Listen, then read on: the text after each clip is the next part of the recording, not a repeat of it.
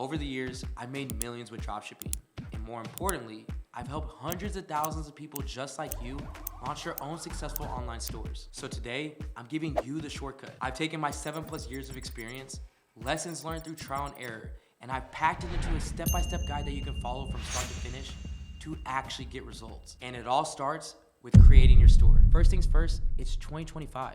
And the days of spending endless hours building your Shopify store from scratch, those days are over. Now, there are tools that can take care of all the hard work, building your Shopify store from the ground up so you can focus on optimizing and making sales. I've actually linked my AI store builder in the description down below so you can follow along with this video step by step and have a fully built out Shopify store ready to sell on by the end of it. Let me go ahead and show you how it works real quick. When you click that link, it's gonna take you straight to this page. From here, all you need to do is hit build my free store. From there, you're just gonna add in your information and then click next. Then it's gonna ask you to choose what niche that you want your store to be built around. As you can see, you have a couple of different options here, including the I'm not sure, which is going to place you with a random niche until you decide. Key thing to remember here is that the niche that you choose doesn't really matter at this stage at all, because the store builder is just here to handle the hard part for you, giving you a solid framework to work with, so you can easily customize it and switch up the style whenever you want. So with that being said, I'm gonna select fitness as my niche. And then it's gonna prompt you to choose 2 banner images that you like for your store. Then after you choose those 2 banners, the store builder is gonna take you to this next page where you can access Shopify. Now we're just gonna follow a quick couple steps to create and connect the Shopify store to your free store builder. And once you finalize that and you click access Shopify,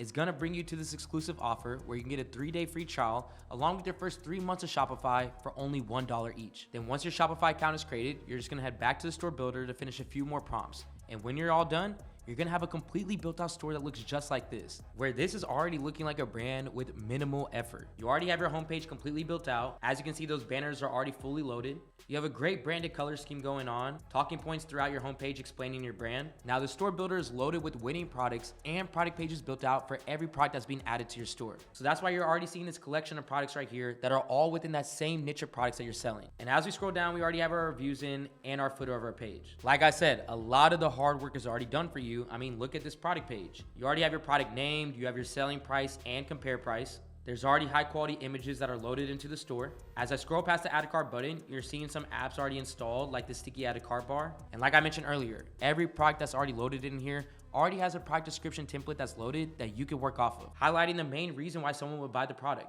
the key features, the benefits, and even related products to it. Your store is also embedded for navigation in your header as well as in your footer. That's why if I click on new arrivals, you're already gonna see all these collections of products that are already loaded.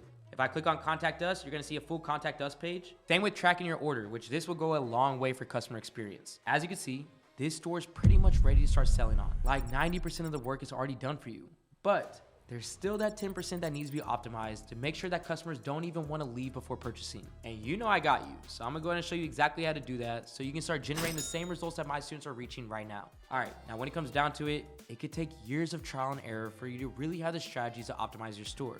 But I'm gonna walk you through what you need to do right now. There's 3 main sections of your online store that we're gonna be focused on today. Starting off with the homepage. The homepage is gonna be one of the first things that customers see when they come to your store organically. This is where you'll be welcoming customers in, giving access to important policy pages, and ultimately just creating trust in your brand, with the ultimate goal being to direct viewers to the main product that you're looking to sell. Next, you have your product page, which is where you'll be directing your paid traffic from ads to. This is where you're gonna be highlighting the features and benefits of the item that you're selling so you can further convince your customer to purchase your product. And third and lastly, the back end of your store. This is where you're gonna be setting up things like the price of your product, shipping prices, and your order fulfillment. All right, now that you know the 3, we're gonna start off with the homepage. But we're not gonna spend too much time on this step because when you're running ads, you're directing your customers right to your product page. All your homepage needs to do is just build up the credibility of your store and lead people to your product page of the product that you're selling. So it just needs to be clean, simple, and easy to navigate. So your store is gonna need a few things to make it easier to navigate and buy from your store. This is gonna be your announcement bar, navigation bar, welcome statement and banner, mission statement, and featured product. So the first thing I like to start off with is the announcement bar, as this is gonna be one of the first things that customers are gonna see when they come to your website. So to catch the attention of your customers, you wanna have things like big announcements, promotions, or any type of sales that you're running highlighted in the announcement bar. Then you need to have a navigation bar and a welcome message along with images on your homepage. You also need to have a featured product section where you can continue to keep bringing customers to so they can find it easier to buy the product that you're trying to sell. And I want you to remember that this store is all yours. You can edit it however you want. But to make sure your homepage is ready to get customers, this is what I suggest that you do. To start editing your homepage, the first thing you want to do is come down over here to online store. Then click on this button right here that says customize. Now let's head right into this announcement bar. As you see, the current messaging is free shipping. So because spring is coming up, I just said something like early spring giveaway, 50% off select items. Bringing in that awareness of the season and the sale that we currently have active to make customers more inclined to shop through me. Now that we inputted the announcement bar, the next thing is to focus on the colors. Now with every brand and online store that I run, I always focus on keeping it clean and simple. And with your color scheme, you only want to use 3 colors max: black, white, and 1 accent color. And as you can see with the AI store builder, it's already doing that because again, it's already scanned all of my 6 and 7 figure brands. The color scheme that's currently active is black, white, and this nude color. So if I want to change this, come over here to this gear icon, come over here to colors. And what you're going to be doing is looking for the main color that you're seeing that is not black and white. So what is that going to be? It's going to be nude, which matches this scheme 6 right here. So if I click on the scheme 6 and I go to the background, as you can see, whenever I move my mouse, it's gonna change all the colors of my store. Let's say that this light color is the purple that we wanna move forward with. Well, what you're noticing is that the logo is a completely different color now. So let me go ahead and show you how to create and edit your own logo so you can go ahead and make sure that you match your store's branding. Well, right above colors, what you're gonna do is see logo. And what you can do is come in here and click on remove. And then for favicon image, come in here and click on remove again. And now you wanna head over here to Canva. Once you're in Canva, come over here to the search bar and type in logo. And as you can see, it's gonna give you all these free templates that you can use to make your logo as simple as possible. Let's say that this is the one that I wanna use, so I'm gonna click into it and click on customize this template. And now you're just gonna play with this for a little bit, add in your own color scheme, and make it to your liking. I'm gonna come back over here to my store, I'm gonna come back to colors, go back to the color scheme that we just chose. I'm gonna copy this color gradient to ensure that my store and my logo are all matching. Now that I have that copied, I'm gonna come back to the logo, click on color, and then I'm just gonna paste the color gradient code that I just copied. And now in just a couple seconds, I have a fully branded, customized logo that I can add back to my store. So I'm gonna click on share, and then I'm gonna click on download. Come back to my store, go to logo, click on select, add images, and now you're gonna go ahead and input the logo that you just created. And do the same for the favicon. Now the next thing that we're gonna edit is this banner, which includes our welcome message. Now for this example, I'm gonna go ahead and delete this first one in the slideshow, and then I'm gonna come over here to the heading, and I'm gonna give a strong, motivating opening statement like, welcome to your fitness revolution. And then adding in a subheading to correlate with the heading that you just inputted. Now right after the slideshow, the next section that follows that is a mission statement. So to add in a mission statement, what you wanna do is come over here and click on add section, click on rich text, grab this rich text, and then drag it right under the slideshow. And now I'm gonna go ahead and enter in a mission statement so that when customers do come to my store, they know the mission behind the business and they trust the business because they see what we're working towards. Now, mind you, with every single piece of text I'm telling you to input, I am no copywriter, and I know majority of you watching right now are not either. You just need to make sure to use your resources to your advantage, as I'm always using ChatGPT to build out my store and make it as easy as possible for myself. So I'm gonna come in here, rich text, I'm gonna go ahead and put our mission, and just like that, we now have our mission statement added in. Now with this feature collection right here, there's not gonna be a lot that I'm gonna change besides just matching our branding. Again, my store is gonna be black, white, and 1 accent color, including the background. And what you're seeing right now is this background is kind of gray. So I'm gonna click into the feature collection. I'm gonna scroll down to the color scheme, which you can see it's on this gray version right here. So I'm just gonna change it to the white one. With the following section going to be your testimonial section. And here, you just wanna highlight general statements on why people have bought from your brand. And here, depending on your brand, you wanna have a mix of women and men giving reviews, with each one of these having a corresponding image. So to edit this, go ahead and click on the testimonial section and then go into testimonial block 1. And then just go ahead and input whatever customized text you want in each one of these testimonials. Now that we inputted the text, the next thing is to add the corresponding images. And you don't have any images for these reviews, right? Well, like I said, use your resources. What I wanna do is I wanna come over here to pixels.com, and I'm gonna start off by typing in women smiling. This one's pretty decent, and so is this one. And I'm gonna do the same for men, and this one's pretty good, so I'll go ahead and download it. Now you wanna come back to the testimonial block, click on the testimonial image, and then click on select. From here, you're gonna go ahead and add in your 3 images. And this is very important because you're trying to gain trust. Remember, that is the main point of your homepage. So adding in images to your reviews, adding in a collection of products, even giving a mission statement, this is portraying the trust that you're looking to give to your customer. Now the homepage is already basically finished. We're just missing one key attribute, which is one of the most important things to have on your homepage, which is adding in your featured product. And your main featured product is always gonna be a staple on your homepage, so you're able to drive that traffic back to the product that they're looking for. So to make this happen, I'm gonna head over here to AutoDS, which is already connected to my store through the store builder, to find a product that fits perfectly with my brand. So here's a product that I found using AutoDS. So I'm gonna come down over here and click on import draft. Now that it's in draft, I'm gonna click to edit. I'm gonna change my title, customize the name of my product to allow myself to stand out from my competitors. From here, skip the product page because we're gonna customize this now, and just go ahead and look through the variants and the images, select whatever you want, and then go ahead and click on save and import. Now that I've imported the product, just to validate that it's there, I'm gonna come over here and click on products, and you should see your product right here. So now we're gonna add this product as our main featured product and then go ahead and start building out the product page. Come back over here to online store, click on customize, add section, featured product, then where it says product right here, go ahead and click on select, and then select the product that we just imported from AutoDS. And now I'm gonna take this featured product and I'm gonna go ahead and input it right under the mission statement. And just like that, in only a couple minutes, the homepage is now completely done. Now from here, all we need to do is set up our product page. And I'm just gonna say it again. I cannot stress enough how important your product page is. This is where you're leading all of your customers to with any ads that you're running. And this is where your entire store should be leading people to, because this is where you're gonna be making your money. And when you're setting up your product page, you need to focus on the following. First thing is identifying the problem that people have and introducing your product as a solution. Second is adding in a few features and benefits of the product. And third is having high quality images or videos of your product, its features, and of your product being used. So let's go ahead and make a product page that is fully optimized to make as many sales as possible. So first thing I want to address is that I actually don't edit the product in the product section. The same way I was customizing the homepage and building it out is what I'm going to do with the product page as well. So I'm gonna come down over here to online store and click on customize. Then we're gonna come to homepage, click on products, and then click on create template. I'm gonna name the template after the product that I'm selling and then click on create template. Now where it says preview, go ahead and click on change and then select the product that we just imported. So first things first, let's go ahead and clean this thing up. Again, I'm noticing that the background color here is gray, so I'm gonna come over here to scheme 2 and change it back to scheme 1. I'm also noticing that this sales sign right here is blue, and that is not matching our color scheme. So when I come over here to colors, I'm looking for any scheme that is matching that color, which you can obviously see is scheme 5. So I'm gonna come into that scheme and I'm gonna change the background color to match every other color that I have on my store. Now that we finished the color grading, before I hop into the product description, I do like to give a quick couple hitters on why someone would buy this product. I like to input these quick hitters right under the product pricing. I do this because I understand that consumers are lazy and they don't want to have to scroll to figure out what this product can do for them. So adding in these opening features and benefits, this is going to go a long way. To add that right under price, I'm gonna go ahead and select on text. And I'm gonna do this 3 times. Now that those 3 statements are inputted, the next step is getting into our product description. So to build this out to do what we mentioned earlier of having a problem solving statement and the product being a solution and then highlighting different features and benefits, what we want to do is come down over here and click on add section. And then we're going to go ahead and click on multi-row. Drag this right under the product pricing. So let's hop into this first row. And with this first row, what I like to do is give awareness to the customer of the problem that they're having and why this product is going to solve that problem for them. Saying something like struggling to find time for effective workouts at home or on the go, as that's why people are buying this product. And then immediately following that with my product being that solution. Saying say goodbye to bulky gym equipment and hello to our product. Your all-in-one solution for building strength,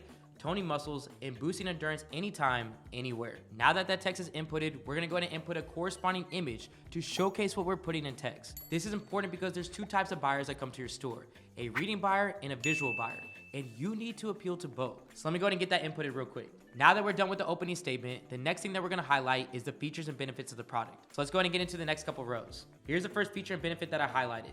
Suitable for all fitness levels. Again, with a corresponding description highlighting what I'm putting in the title. And inside of this description, I want you to notice that there's certain words that are being bolded. Doing this is extremely important to save consumers time and highlight the main things that you want them to see. Now that that's in, let's go ahead and input our corresponding image. And now for the next 2 features and benefits, we're just gonna follow that same format. So let me go ahead and knock it out. Now, this layout is looking pretty good and it only took me a couple minutes. The brand colors is throughout the entire page. We have high converting, high quality images that we're utilizing. Quick hitter opening statements of why somebody would buy the product, a great problem solving statement to grab the user's attention of knowing why they need the product and not just want it, and then some great features and benefits and imagery of what this product can really do to convince the customer even more to come buy from us. Now, before we finish the product page, there is one more thing that we need to do. What we need to do is come over here and click on exit, go to products, go to our main featured product, scroll down and click on theme template, and then now associate the theme that we just created to that product itself. And then go ahead and click on save. Now this product page layout is looking pretty good and it only took me a couple minutes.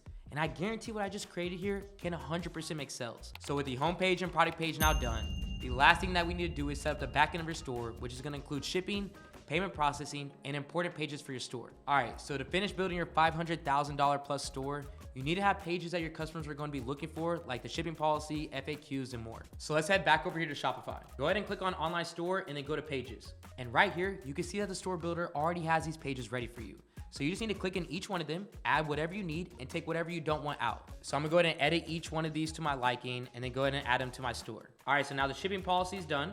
The return policy is now finished. FAQs is now finished. Here's an example of what your terms and conditions can look like. You can go ahead and pause the screen and just take everything that I already have in here. And lastly, with track your order, this is already coded completely in. So I'm gonna go ahead and keep what the store builder gave me. And And to make sure that all these pages are visibly able to be seen on your store, what you're gonna do is come down over here and click on navigation, where you see with the main menu, I have the home, catalog, and contact. And if I wanna add another page, I'll just come over here and click on add menu item, come down over here to pages. And let's say I wanna do about us. I'm gonna go ahead and input that in and go ahead and click on save. And you can fully customize this with any of the menus on your store. All right, guys, if you follow this step-by-step, you should now have a fully optimized Shopify store that is ready to start bringing in those life-changing sales. Now, this is just the beginning, because if you want to turn traffic into real results, your store needs to be fully optimized for conversions. So right now, I'm about to break down the exact Shopify app that can help you start making sales within your first 24 hours of launching. So in Vitals, the first app that you want to add is the custom currency converter. And the reason you want to focus on this app first is because, in my opinion,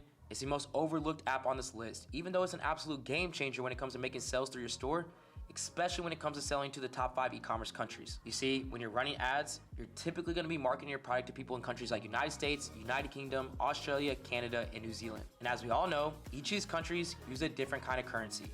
So if you're advertising to them, but you're only displaying one kind of currency in your store, I guarantee you're gonna be missing out on sales. So how this currency converter works is it's based off of geolocation. So it sees what country your customer's in, and then it changes the currency to match, which ultimately saves your customer trouble of doing the math themselves to understand foreign currencies, which I'm gonna let you know, a lot of people probably won't even do. Always replay this in the back of your mind. If the shopping experience is smoother, they're gonna be way more likely to come buy from you. So to get this app set up, you're gonna come in here in Vitals, you're gonna go to the custom currency converter, you're gonna go ahead and add it, and then select the 5 countries that we just mentioned. The next app that we're gonna use is the countdown banner. All right, so this app is especially effective during the holidays because it's designed to create a sense of urgency to give your customers that extra push so that they can come hurry and buy your product. And you want them to feel that urgency because you don't wanna let your customer have the time to get distracted by something when they're still deciding whether or not to buy your product, and then ultimately could forget about your store, making you miss out on that sale. You need to make the experience as smooth as possible for your customer while also making sure to keep their attention, because honestly, anything can make them forget or want to leave your store. So let's go ahead and get this app set up. First, you want to go into the app. Next, you want to go ahead and create a timer for 24 hours. Put it at the top so all pages can see, or at least just put it on your product page. And lastly, you can put whatever text for a sense of urgency, like deal ends today. Now that you created this sense of urgency, you now need to add credibility to your product because customers, they want to be reassured that what they're buying is actually going to be worth it, no matter how good a product is at solving a problem that a customer's having. People, they are not going to trust the quality if you do not show them that people are already buying it and enjoying it. This is the same concept that I mentioned earlier when we talked about .store domains. You see, people, they like to see either well-known brands or lots of people are buying and are satisfied with their product. So to accomplish this, your product page is going to need a good amount of reviews. And this product reviews app makes it so simple to import reviews from other suppliers like AliExpress, Alibaba, or even Amazon. So to get this set up, the first thing you're gonna do is come back to Vitals. You wanna go ahead and click on the product reviews app and then set up the product reviews app. From here, you wanna go ahead and import reviews to your store. So go ahead and click on import reviews. Like I said, you can pull reviews from so many different platforms, but the main one that I like to use is AliExpress. So come over here, select AliExpress, and then select the product that you're choosing. And whenever you are choosing the product with reviews on AliExpress, you do wanna make sure that it has a good amount of reviews. And then once you verify that, you're then gonna go ahead and copy that link and then paste the product URL in the reviews app. Once it's uploaded, you can select how many reviews you wanna import. And when you are choosing these reviews, you wanna make sure you find the ones that have good pictures and make sure that none of these pics are the products in the package. You wanna see pictures of people actually using the product in real time, because as a customer, that's gonna be way more convincing to wanna buy the product seeing that than just seeing it in a box. And the best part is you can fully customize any of these reviews. You can change the text, you can change the image, you can do whatever you want. One little quick tip I'll give you is I will find the product on Amazon, look for the strongest, most well thought out reviews, put it in ChatGPT to go ahead and edit the review to make it even better for my store. And then once all that's set up, you can then go into your product page, scroll all the way down, and see that your product has really amazing reviews, showing real-time people utilizing it and giving great feedback. Now, one thing that you need to keep in mind is that if you only have 5-star reviews, it can have the same effect as not having any. As people, they're definitely gonna question whether the reviews are real. So you wanna make sure to have a variety of different reviews, ranging from 5 to even 3 stars, so that your customers can see that people are actually buying your product and that there are real people leaving reviews for it. And I don't know if you noticed when I scrolled down to show you the reviews, but that add a cart button, it didn't stay visible on the screen. So we need an app that's gonna fix that. And this next app is one of the most important tools when it comes to converting views into sales. And that app is the sticky add a cart button. Let's say a customer is looking through your store and they scroll down your product page. You'll see the add a cart button at the top of the page. but below it, you'll have pictures and videos, you'll have information, and the reviews that we just added. So your customer's gonna need to scroll all the way down to get all that information if they're not entirely sure whether or not to buy the product. But then, if they scrolled all the way down, they're gonna think it's not worth it to have to scroll all the way back up to buy your product, even if they've already decided that they wanted it. You need to understand and keep in mind that customers can be lazy, and if they experience any pushback when shopping online, a lot of the time they're just going to leave the website. Now, getting this app set up is extremely simple, but just because the process is simple, it doesn't mean that this app isn't crucial to your store's success. So let's go ahead and get this set up. We are now back in Vitals, and all you have to do is go to the app and click activate. And you can still customize this any way that you want. You can come over here and change the settings, like make the button be at the top or the bottom of the screen. I'm gonna go ahead and put it at the bottom. You can also change the color of the button.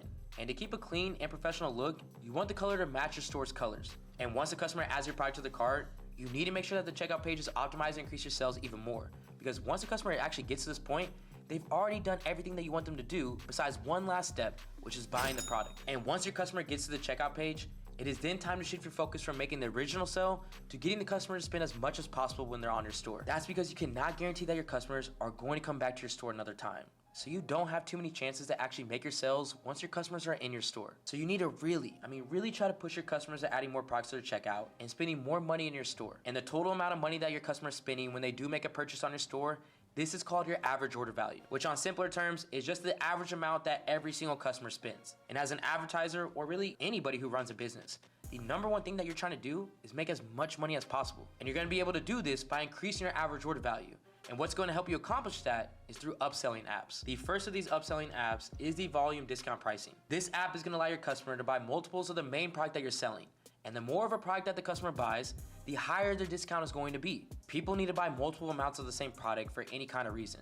So encouraging them to buy more of that product and get an amazing discount while doing so is going to drastically increase your average order value. And if you don't incentivize your customer to keep adding more products to their cart during checkout, you're literally making yourself miss out on money that you could have made. So to get this app set up, inside of Vitals, you're gonna go to upsells. Click volume discounts. Now you're gonna have options here where you can apply this to multiple products or select a specific product. I do recommend only choosing one product at a time. So go ahead and choose that product and click select. Next, you're gonna go ahead and input your discount details. And I do this based off of the selling price.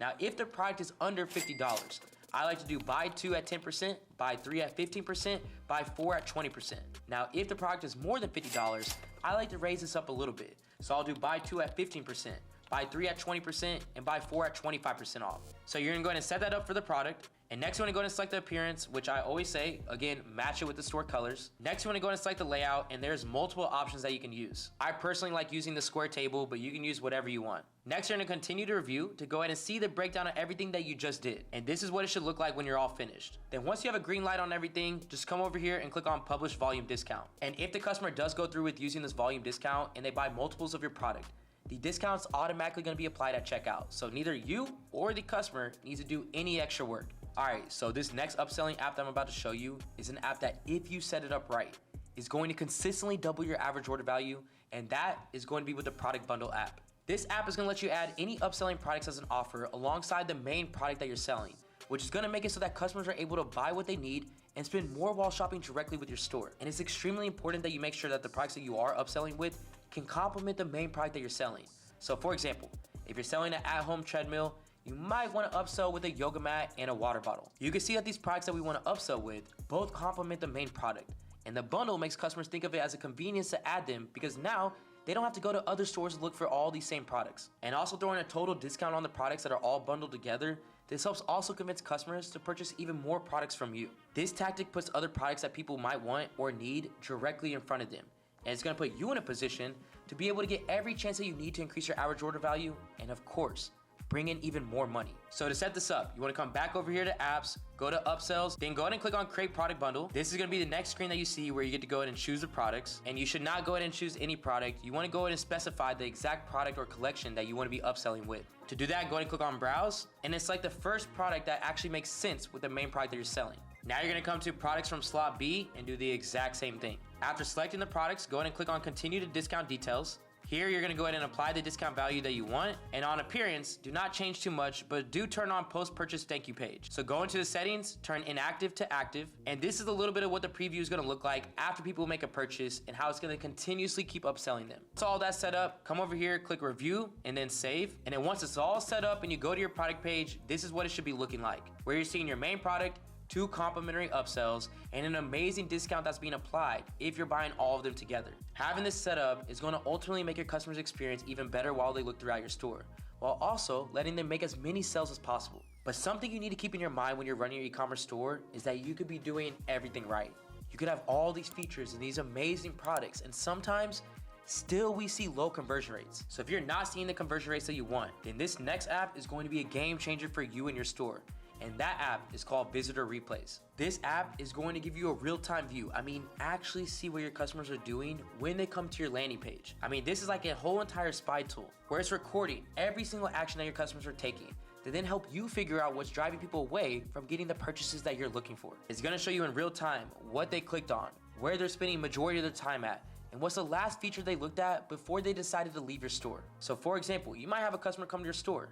It's seeming like everything is right when you're watching this replay. They're not spending too much time looking at the pricing. They're going through the features and benefits, but then they make it to the bottom of your product page. And you see the screen just stopping and they're just looking at the reviews. And then from there, the next thing you see is they just click off your website. Well, your main thing you want to be looking for is a common denominator. And if you're seeing majority of people taking the same action and stopping in the same place, well, you have the area where you can then create a solution, which is just fixing your reviews. But you would have never known that if you didn't actually see what people were doing in real time. As another example, you can see replays of seeing that your customers are coming to your store, they see the price of the product is a little too high, and they don't even scroll at all. They just leave in seconds. Well, from here, it's a simple solution. You just need to go out and look at your competitors' stores, compare their prices versus what you're charging, and then just adjust accordingly as long as this price fits within your 2.5x margin. And then over the next couple of days, if sales go up, you know it worked.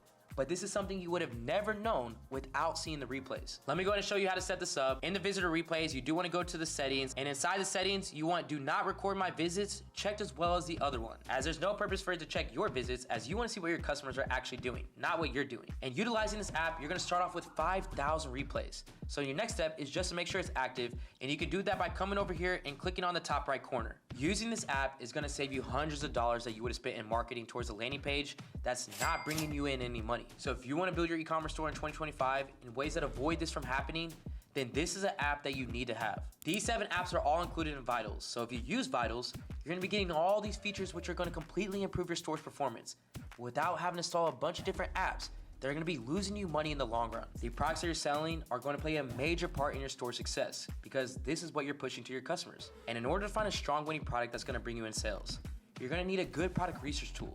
And that's where AutoDS comes in. And the great thing about AutoDS is that it triples as a product research, order fulfillment, and automation tool. This is going to reduce your overall expenses and the amount of work that you need to do. Because if you use AutoDS, you don't need to go out there and look for another supplier, and you don't need to spend time going into your store and fulfilling every single order like other dropshippers. Because any product that you find in one of AutoDS's product research sections, it can be supplied through them or one of the other 20 plus suppliers that they integrate with. And they even give you a better chance of finding winning products by having multiple product research sections that are each made with different things in mind. From looking through any product that's on the platform to finding products by seeing what kind of ads are running right now and everything in between. So to add AutoDS to your Shopify store, you're gonna first come to this landing page right here. So right after landing on that and getting everything signed up, this is gonna be the first screen that you're gonna see. Now you're gonna see at the top left of the screen under AutoDS's store name, it's gonna be blank. You wanna go ahead and click into that, click Add Store, and then click Shopify Store, and then click Continue. Now on this next page, this button is gonna most likely say Install. And then once you have it installed, you just need to go ahead and connect it. And at that point, you're gonna be all set up to go ahead and get it going. Now, once you have your store set up, the first thing that you wanna think about is how you can organically make your store more visible to customers while standing out against all the competition that's out there. So to double your store's visibility, I recommend using a .store domain for your store's URL. Now, here's why. Using a .store domain, it's gonna improve the amount of traffic that you get as much as 87% because it's gonna bump you up into the search results badge, where you're then getting extra store traffic without having to spend as much money on ads. And a .store domain is also going to increase your store's visibility and traffic while allowing you to spend 12% less on marketing. Now, I always tell you guys not to reinvent the wheel. And using a .store domain is a prime example of that because tons of big brands like Discord and Kylie's Cosmetics, they're already using this to their advantage and they're seeing real results from it. So to set up your .store domain for your Shopify store, all you have to do is click that link in my description, which is gonna give you your domain for just 99 cents, plus discounts worth $2,500 on other marketing apps to grow your business like Vistaprint. Now, in a perfect world, every customer that visits your store is going to convert directly into a sale, putting money into your pockets. But like we mentioned earlier, that's not always going to be the case. And sometimes customers will not go through with their purchases. Let me make something clear. This does not necessarily mean that you lost the sale completely, as you can set yourself up to have even more chances to get the sale rather than giving up on customers who either almost went to checkout or almost completed their purchase, which to me is just absolutely crazy in my opinion. I mean, it's very clear day that your customers, they're obviously interested in the product already, but something stopped them from going all the way through with their purchase the first time. So rather than just letting them go and missing out on that sale completely, you can try to use SMS or email marketing to incentivize them to come back and purchase your product. And by far, one of the easiest to use retargeting apps for this is OmniSend. OmniSend lets you make all different types of emails and SMS campaigns without having to learn a bunch of different coding or anything, because they already have pre-built flows that are basically just plug and play once you get started. So to set this up and get a great discount while doing so, make sure to go ahead and use the link in this document, but it's gonna lead you to this page right here. After the app is installed, you wanna come over here and click on make an account. Next, you're gonna come over here, you're gonna enter in all your information, click on I agree, and then go ahead and click on get started. Then once you go ahead and enter in all your information, you're then gonna go into their dashboard. And inside their dashboard, you're gonna see these different templates.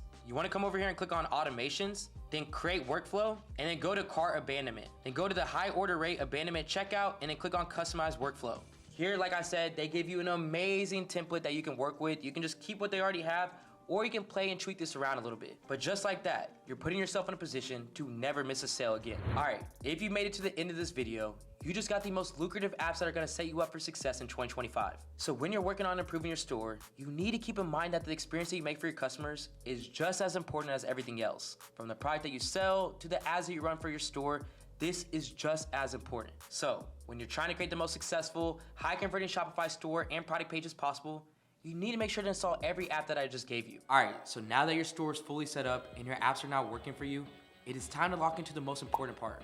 The part that we all care about the most, and you know what I'm talking about. Getting paid. A lot of people overlook setting up payments on their store, or they end up running into issues setting it up. But you gotta think about it, without it, you're not gonna be able to collect a single dollar. So before you do anything else, I'm gonna walk you through how to properly set up your Shopify payments so you can start getting paid from day one. So to make sure you know exactly how to get paid on Shopify, no matter what country you're in, I'm gonna walk you through the payment setup process in the next few minutes. So to get started, you're gonna come right here to your Shopify dashboard, and then you're gonna head into the settings, click on payments, and then this is where you're gonna activate your Shopify payments. And all you have to do is enter in your personal and banking information, and now you'll be able to get money directly deposited into your account from any sales that you make on your store. And with Shopify payments, when a customer comes to your store and pays for the product, that money will be paid out to you the next day. And then that's where you're gonna be able to take that money, purchase the product from your supplier, who will then send it directly to your customer without you ever having to hold any inventory or buy any inventory up front. And truthfully, with that model, that's one of the biggest reasons why a dropshipping business can be so lucrative, all while being low risk. You're not fronting any money when it comes to purchasing the product. You don't have to buy the product in bulk, and you never have to worry about touching the product. Now, Shopify payments is gonna be the easiest and most useful payment processor, but unfortunately, it's not available in every country quite yet. Now, there's a list of countries that Shopify payments are available in, but if you find yourself in a country where that's not accepted, PayPal is gonna be your second best bet. PayPal also just gives customers another way to pay for the product, whether they have a balance on their account or they want a more secure checkout. So listen when I say this. Even if you do have Shopify payments available to you, it does not hurt just adding PayPal as a payment option as well. Every single one of my dropshipping stores and brands, they offer both options, PayPal and checking out with Shopify payments. And the setup is so simple. All you do is come over here and click on complete account setup, and it's gonna create a PayPal account for whatever email address that you sign up for Shopify with. And from there, all you do is click complete setup, and it's gonna take you over to PayPal to then finish the sign up process and then add your banking information. And if you already have a PayPal account with the email address that you use to create the Shopify store, then it's gonna have you log in and connect your store, linking your store to your account right then and there. Now, if you're in a country that isn't accepting Shopify payments and you're not able to use PayPal for some reason, Shopify offers more payment options on the back end. All you have to do is scroll down and click the Add Payment Method button, then you'll click on Search by Provider, which is gonna give you a list of providers that integrate with major providers like Visa and MasterCard. From here, you're just gonna have to look up what payment processes are accepted in your country and find the corresponding provider on this list. Do the setup, add in your banking information so that you can start accepting payments no matter where you're selling from. Now that we've made sure that you're getting paid, there's one last step that you need to take before your store is officially ready to launch. And this is the step that makes sure that you're not missing out on any sales just because you don't understand how to sell to different countries while still being able to protect your profits. So in the next few minutes, I'm gonna walk you through how to set up your shipping rates and your shipping profiles and be able to do it the right way. Hey, make sure you're still locked in with me, because in just a few minutes, I'm gonna be revealing the top 2 winning products of 2025 that you can start selling right now in your store if you want to start seeing results fast. Trying to tell you, you are not going to want to miss out on that. But look, real quick before we get into the setup of the shipping zones, the first thing that you need to know how to do is how to price your products competitively in the market. And there's a very simple rule that you should be following, and that rule is that your products need to be sold for at least 2.5 times your cost of goods. Let me go ahead and show you an example of this real quick. So let's go ahead and say I want to sell this pet seat cover right here. You can see that the price of the product is $26.54, and the shipping is currently free to ship to the United States. So with that information, you should take that $26.54 and then multiply it by 2.5,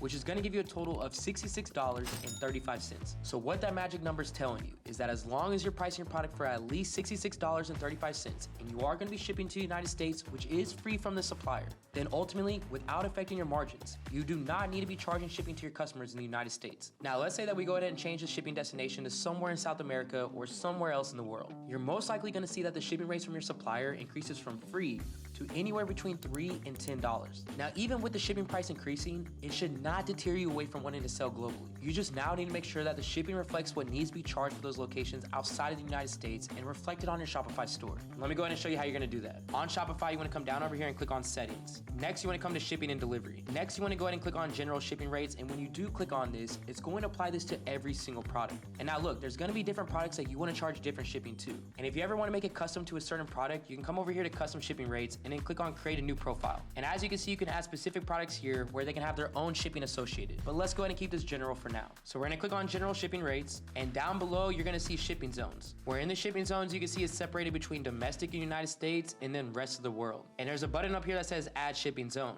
And I always recommend that you advertise towards the top 5 countries: United States, United Kingdom, Australia, Canada, and New Zealand. And you can set up custom shipping rates to each one of these countries depending on the shipping cost that you're getting. How you're gonna do that is you're gonna click on add shipping zone. Let's go ahead and make the zone name United Kingdom. Now in the shipping zones, we're actually gonna type in United Kingdom, check mark it, and then click done. Right after adding it, you should see it right here. And let's say for the United Kingdom, you have to charge an extra $5 for shipping to at least stay in that 2.5x margin. To do that, you're gonna come over here and click on add rate, use flat rate. You wanna click on the shipping rate that matches how long it takes to deliver, and then setting the price. So again, for this example, if it's $5 to ship to the United Kingdom, I'm gonna go ahead and set $4.99. And then once I'm done with that, I'm gonna go ahead and click done. Now you can come back over here to add shipping zone again, and we can go to the next one. For example, Australia. And then every country that you're gonna add, you're gonna see them all stacking up here. Now let's say that you wanna give free shipping to the United States. What you're gonna do is you're gonna come over here and click on domestic, United States, and click add rate. And if I wanna offer free shipping to the United States, I'm just simply gonna leave this at $0 and then go ahead and click on done. And now you see I'm offering free shipping to the United States, $5 for shipping to United Kingdom, $4 to Australia, and so on and so forth for exactly how you want to set it up. Now there's one more trick that I want to show you if you want to incentivize the customer to buy more on your store. So for that pet seat cover earlier, like I told you, it was $66. And let's say that you want people to buy more than 2. You can actually set up custom shipping where you can say to the user, anyone who spends over $70 will get free shipping. Basically playing the psychology in the user's mind that if I go buy more, I will save more. Let me go ahead and show you how to set that up too. So let's do it for United States, for example. We're gonna come over here and click on add rate. We're then gonna come down over here and click on add conditional pricing. And then based off of order price, I can come back into the free shipping one that I already set up, click on these 3 dots and click edit rate. I can name the custom rate name under $70, and let's say I'm gonna charge $5 for shipping. Next, I'm gonna click on add conditional pricing, and we're gonna go ahead and put the maximum price of $69.99, meaning that if somebody spends $69.99 and less, they will be charged shipping. Once I'm done with this, I can click done. Then I'm gonna come back and click on add rate again. I'm gonna make the price free, add conditional pricing again, based off of order price, and then make the minimum price $70. So now what I have set up is if the customer comes in and only buys one item for under $69.99, they will be charged shipping.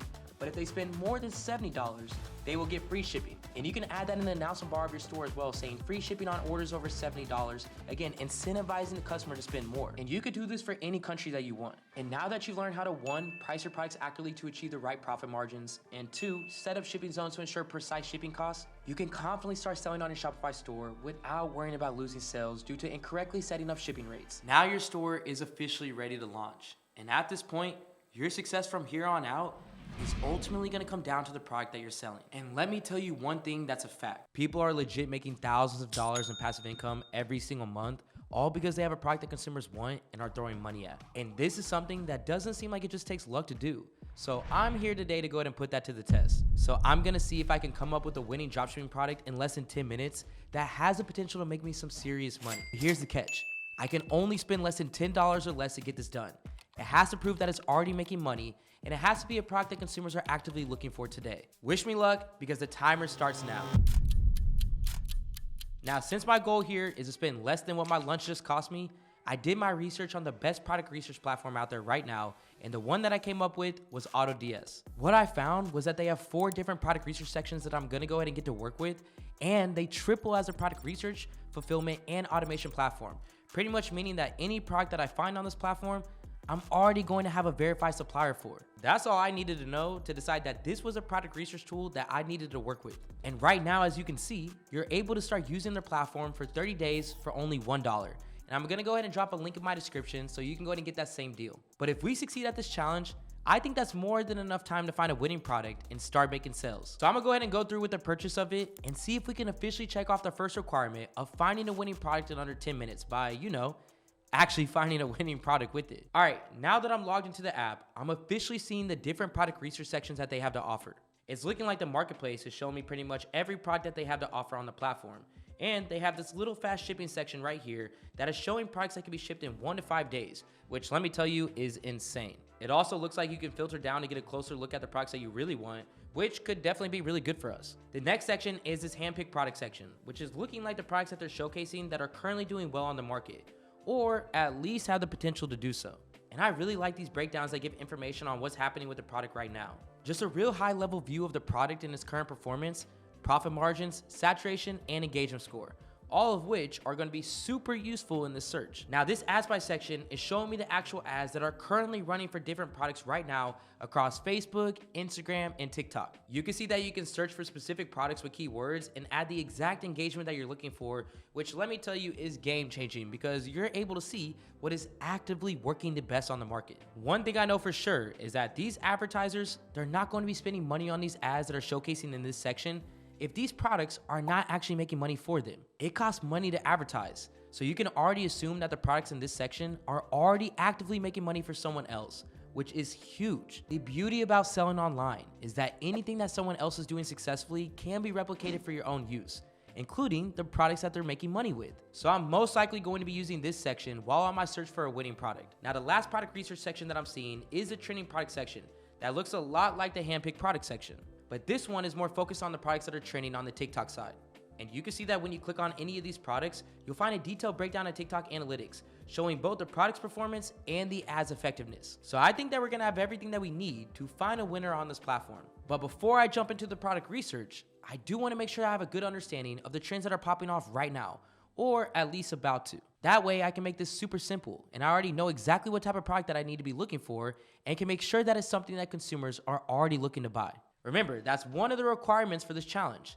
So to make sure to get that done, I'm gonna head over to Google Trends and see what consumers are telling me to sell based off of what they're actively searching for. Since we're right in the middle of winter, I wanna see what trends consumers are looking forward to. Some that I can think of right off the bat is like spring and gardening. And as I search those 2 terms, you can see that the interest and search for them are picking up, which to me is a green light to then find a product that fits within one of these terms. Now, when I think about spring products, the first thing that comes to my mind is spring cleaning and being outdoors. So that means I just need to focus on finding problem-solving cleaning products or even organizational tools that can make someone's life easier. And gardening products, these are self-explanatory. But my main focus here is just gonna be finding a product that solves a problem and fits within the trend that consumers are searching for. So now with all that in mind and knowing the trend, I'm gonna now head back over here to AutoDS and see what type of products I can come up with.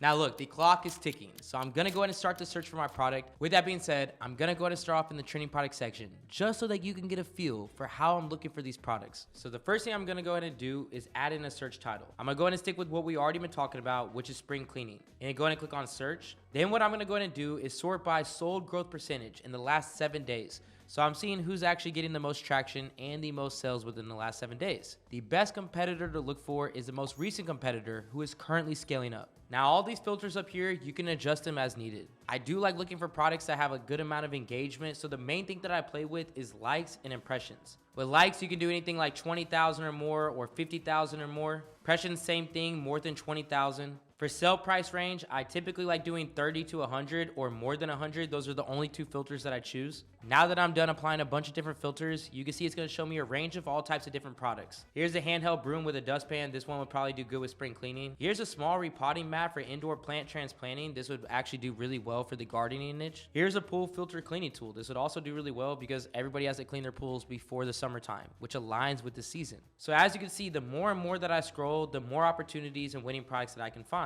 So literally, right off of that first search, I already found a couple of products that were catching my attention. But I'm still gonna dig a little bit deeper and see if I can find something that I really, really like.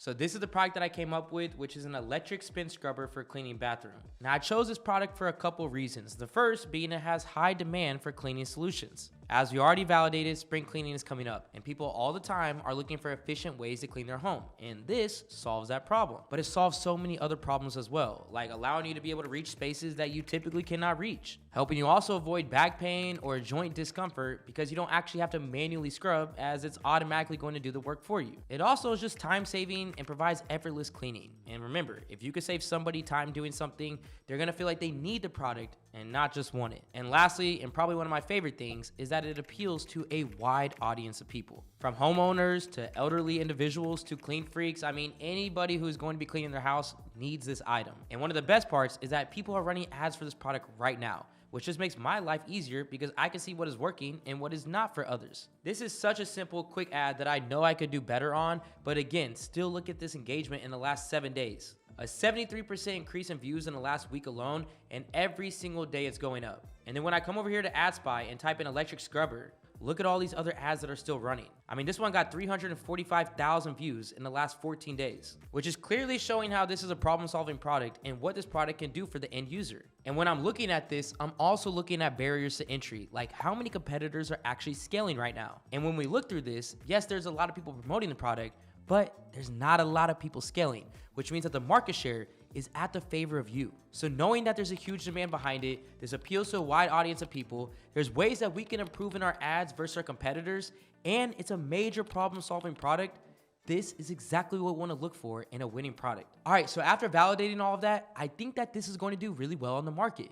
And it's something that consumers are actively looking for, so we can go ahead and officially check that off the requirement of this challenge. So now that we got that checked off, it is time to check off another requirement, hopefully, by identifying that this is a product that is actively making money today. So what I'm gonna go ahead and do is pull up the competitors that AutoDS gives me, also head over to Google and search for the product title plus myshopify.com. Typing it in this format on Google is gonna allow me to see other Shopify stores that are selling this product and identify if they're currently making sales or not. So let me go ahead and open up a couple of these competitors real quick, and then I'm also gonna open up a free Google Chrome extension called SimilarWeb that's gonna tell me about how much traffic that they currently have coming into their store. All right, so here's two different competitors. This one currently has 74,800 monthly visitors, and this one has 147,700 monthly visitors. Where you can see with this competitor, majority of the traffic is from the United States, and the same with this one as well, which makes my life so much easier because when it's time to start advertising this product, I already know exactly where to advertise towards. So now that we validated and seen that these stores currently are bringing in traffic, we can now take it one step further to do a quick equation to figure out how much you're currently making from selling this product. Let's take this one for example. They have 147,700 monthly visitors. So if we take out our calculator and do 147,700 monthly visitors, we're gonna take that traffic and we're gonna multiply it by the industry Shopify conversion rate, which is 2.5%. Basically just saying on industry standards, out of 100 people who come into your store, typically 2.5 people purchase. So what we're gonna do is we're gonna multiply this by 0.025. which is gonna come out to 3,692. And that number is a reflection of the estimate of how many orders they're currently getting. So if we take that estimation of orders and then multiply it by their selling price of $39.99, that's gonna tell us how much they're currently making, which comes out to $147,663 before the trend has even really taken off. And that is exactly what I wanna see to check off the final requirement from this challenge, as this product is proving to not only drive traffic, but to be driving sales too. I think we have now found something that has a lot of potential to be a winning product. So let's do a quick recap of what we just accomplished all in under 10 minutes. So first, we found a potential winning product that is making sales today. Check. We found a potential winning product that falls in line with the trend that consumers are actively looking for. Check. And most importantly, we were able to do it all for less than $10. Check. So I would say that we nailed this challenge. And that is true that finding a winning product that can absolutely change your life is not something that can happen through luck. It all comes down to understanding consumer demand, using the right tools to find products that match that demand, and most importantly, taking action to put in work and find them. Now, I know I just showed you the exact strategies that I use to consistently find winning products, but I'm gonna do you one better. I'm gonna show you the product that they're selling, I'm gonna show you their ad, I'm even gonna show you the competitor's store, and I'm gonna give you clear strategies on how you can completely beat them out the market, plus the exact interest that you should be targeting when you decide to start running ads for these products. And listen, if you want the full product cheat sheet list with all the product links that you can start testing with right away, then make sure to go and smash that like button down below, because once this video hits 2,000 likes, I'm gonna drop the full document right in the description down below. Every product that I'm showing you today has already went through my extensive 7-step product research process, and either I've sold and scaled these, my students have, or they're proven to work every single year, putting you in the best possible position to always be one step ahead of the competition. So let's go ahead and get right into product number one. Product number one is a portable mini sticker printer. Let's go ahead and check out the ad and see what we're working with. So right away, what you're gonna notice is that this product solves a major problem. And I know a lot of us can agree that we wish we had this back in the day. This is a perfect product for people who are constantly writing things down in their careers, people who are in school, anyone who has to deal with a lot of type of documentation and anything that they're constantly printing to remember things. This is portable, you can take it anywhere that you want, and it is very simple to use. And this product, I'm telling you, it goes crazy all year round. I mean, look at this engagement. 5.8 million views, 4.6 thousand likes. On the competitor's website, they're selling this product for $64.95. And I think they did a great job with their branding and their color scheme, focusing on only using 3 colors max: black, white, and 1 accent color, which in this example is going to be green. And they follow that format throughout their entire product page. Now, one thing they're definitely missing though is the sticky add to cart app. This app and a lot of the other apps I'm gonna be talking about today can all be found inside of Vitals, which is 40 apps in one. And what that sticky add to cart bar is gonna do is it's gonna increase your customer experience because they don't have to scroll all the way back up to the top just to add this product to their cart. On AliExpress, we're able to get this item for $4.85 with free shipping. As you can see, with just this one supplier, there's over 10,000 sold, 2,300 plus reviews, and 4.7 star rating. So we're definitely able to see that the quality is there, but also matching up and knowing that there is crazy demand behind this product all year round. With that being said, this competitor, they were not charging shipping. So selling price set at $64.95. The product cost was $4.85 with free shipping, which gives us a great profit margin of $60.10 every time we just sell one of these. And the 5 interests I would test out with this product is scrapbooking, bullet journals, Etsy, high school students, and college students. Product number 4 is a magic portable and wireless hair straightener. Let's go ahead and check out the advertisement. It's very small and you can take it anywhere that you want, yet very, very powerful. We all know that women, they get busy and they want to make their lives as efficient as possible. So a product like this is solving that problem. Once you take it out, you turn it on and you start to use it, within only a couple seconds, your hair goes from frizzy to straight. And women, let me tell you, they're always going crazy on this product. I mean, look at this engagement. 900,000 plus views, 970 likes, and 133 comments. And this is just one of those new ads that just hit the market. So I'm letting you know, take full advantage of it. As you can see, this competitor is currently selling this product for $69.99. They also have a premium pro version for $89.99, so that's just another way that you can upsell the product. One thing I really love about their product page is they're showcasing real people using the product. Everybody wants to feel confident knowing what they're buying is actually gonna work. And the best way to do that is by highlighting it correctly with your reviews. So showcasing this woman like this before, and then the results after, this is exactly what you want to see in your reviews. But their product description is going to take a lot of work. I mean, look at these images. They're blurry, they're taking up the entire screen, and you really can't see what is actually going on. But that's okay, because that's when you can come in and completely take them out. As you can see, we're able to get this product for $13.45 plus $3.63 for shipping. There is a white and a black version available, so I love seeing multiple variants. 2,000 plus sold with close to a 4.5 star rating, so we definitely see that demand there as well. With that being said, this competitor kept the selling price at $69.99. The product cost was $13.45 plus $3.63 for shipping, which gives us another great profit margin of $52.91. And the 5 interests I would test out with this product is hairstyling tools, beauty and personal care, salon professionals, women's fashion accessories, and makeup and hair tutorials. All right, look, right now, I really need you to hear me. Starting a successful dropshipping business, it has never been easier before. especially with the power of social media on your side. Even if you're on a budget, you can still find winning products for free every single day. So I'll be the first one to tell you, there's no excuse. And this next method that I'm about to show you, this is the same free product research strategy that I've used to find products that hit results like this and this. There's different methods that you can use for your product research, and one of them is by using social media. Different social media platforms all have different demographics, meaning that they're not all gonna have the same interest or resources, which is going to be important for later, so keep that in mind. With so many people using TikTok today, it's honestly one of the best places for you to find out what people are interested in buying. You just need to know how to find what you're looking for. One simple thing that you can do is just scroll through your feed, and every now and then, videos promoting products are gonna appear on your For You page. I'll blow up into smithereens and spew my tiny symphony all up in Hey, see, back to the video, bro. Hey, my bad, bro. My bad. All right, let's get back to it.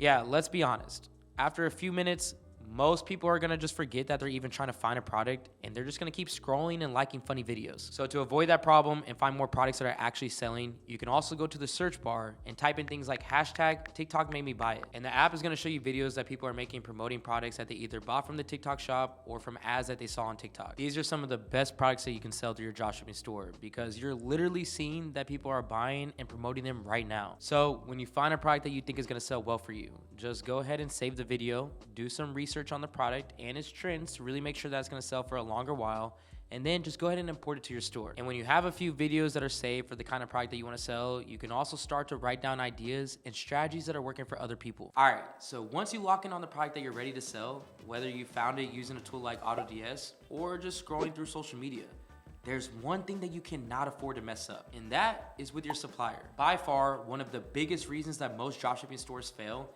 is because they're using suppliers that take 30 days or more to deliver a product. That's a guaranteed way to lose trust and lose sales. So in the next few minutes, I'm gonna show you exactly how to find a supplier that is reliable and delivers fast, so you can actually keep your customers happy. I'm about to put you onto the best AliExpress alternatives with 1 to 3 day shipping to take your business to the next level. All right, let me start this off by saying, if you have the opportunity to get your products to your customers in as little as 1 to 3 days as a dropshipper in 2025, then you're well ahead of all of your competitors that are out there. I've gone through the struggles of chargeback after chargeback with suppliers like AliExpress that have completely driven some of my stores to the ground because of the long shipping times. I've tried countless suppliers over the last 7+ years of my dropshipping journey, and it's all led up to this point. Finding a supplier that can provide products for you in a way that allows you to compete and scale with some of the biggest brands out there right from the jump.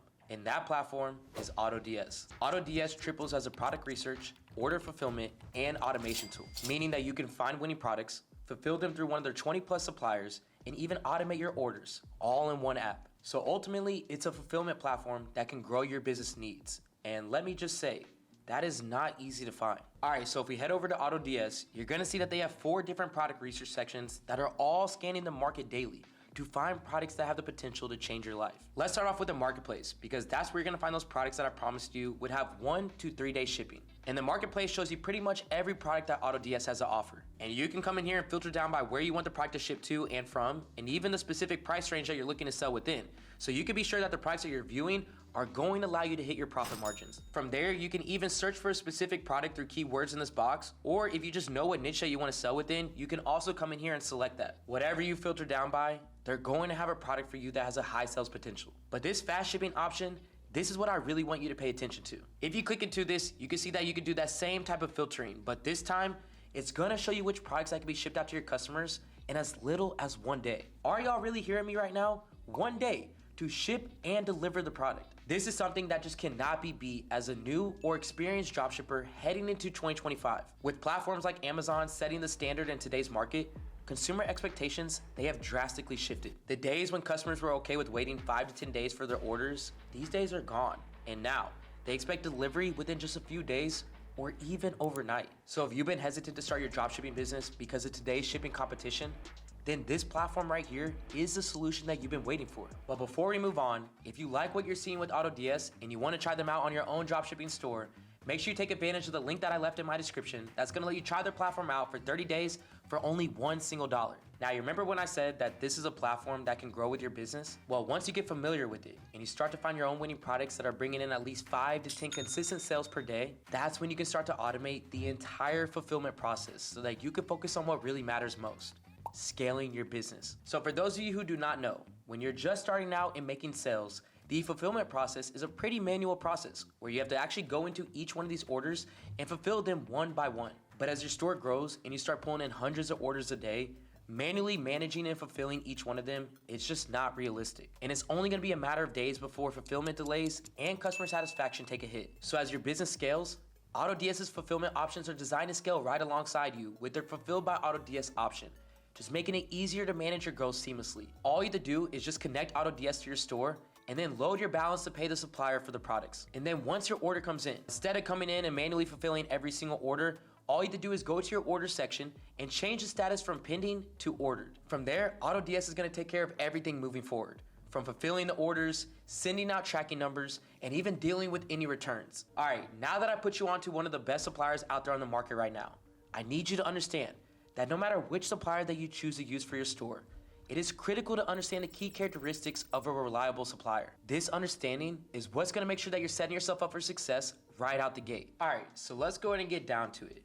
What should you be looking for when choosing a supplier to ensure that you're setting up your store for long-term success? Well, first, you've gotta have a supplier that offers fast shipping or at least multiple shipping options. Like I mentioned earlier, customers, they're not gonna be waiting weeks for their products anymore. That means that when you are looking for a supplier, look for ones that offer express or priority shipping options, even if it does cost you a little extra. This flexibility, it lets you stick with your preferred fulfillment platform while still ensuring that your customers stay happy and continue to keep coming back. At the end of the day, shipping speed and product quality, this should always be your top priority when picking the right supplier for your business, which leads me to the next characteristic that you should be looking for in your potential supplier, which is a positive feedback rating. So suppliers' reviews and ratings, think of these like a report card.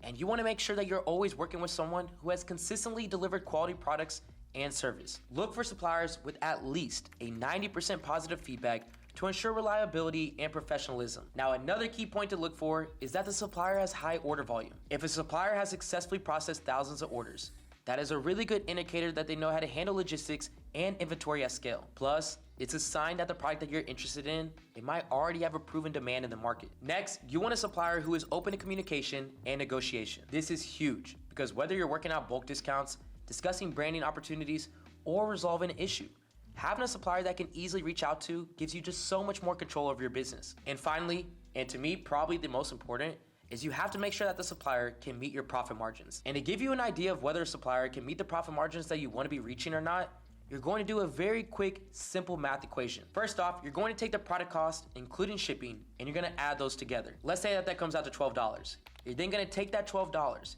and you're gonna multiply it by 2.5, which is going to give you a total of $30. And that 2.5 margin, this is the industry standard in the dropshipping space to get anywhere between 20 to 40% profit on the product that you're selling. So what that equation is going to do is it's gonna tell you that if you're planning to sell a product at $30, the most that you can pay to fulfill your products is $12 in order to reach that 2.5 margin per product sold. At the end of the day, this business is all about one thing and one thing only: profit. And this equation is your blueprint for staying profitable while setting your business up for growth. But something that you should know is that you're not locked in on that 2.5x margin, because depending on your goals, you can even aim to have that even higher. Now that 2.5x margin, you cannot go under that. I do want to make that clear, but you can always adjust and keep moving that number up and pushing the profit margins that you want to achieve. Now, if you've made it this far, you're now locked in with the best AliExpress alternative to take your online business to the next level in 2025. But on top of that, you also know exactly how to spot a solid supplier no matter what platform that you're using, which is key to running a successful dropshipping business, especially while just getting started. And now that you know how to find winning products and suppliers that deliver fast, so you're not just being seen as just another dropshipping store taking months to ship a product out, now we can start positioning you like a real e-commerce brand. We're definitely getting into the exciting part now, and you're just now one step closer to launching your business the right way. But before we go live and launch a business, you gotta know how to create viral ads that don't just catch attention, but make people feel like they need your product right now. So I'm gonna go ahead and walk you through how I personally recreate viral ads that don't just drive real consistent traffic, but real sales and profit to your store as well. This viral ad got 1.7 million views, which means that it's making the store thousands of sales right now. People are absolutely loving this ad. So today, I'm gonna show you exactly how to create this viral ad by using AI tools. And I'm gonna do this faster than it takes for a pizza to get delivered here. All right, I'm about to hit up that Domino's because Domino's be going crazy. Shout out to Domino's. Hey, how's it going? It's gonna be for delivery. And can I order 2 large pepperoni pizzas? I'm gonna do 1 pepperoni and I'm gonna do the other one meat lovers. And can I get like ranch and any type of marinara with that? Yeah, add in cheeses, add in like the peppers, all that stuff. All right, so you said like 45 minutes? All right, appreciate it, thanks. Let's get into this ad real quick.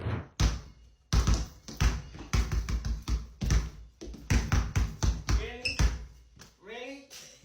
Come on, man. What? You're being too loud, man. That's too loud. It's a basketball. That's too much, man. You're doing too much. You're doing too much, man. What am I supposed to use? It's too loud. No, I don't know.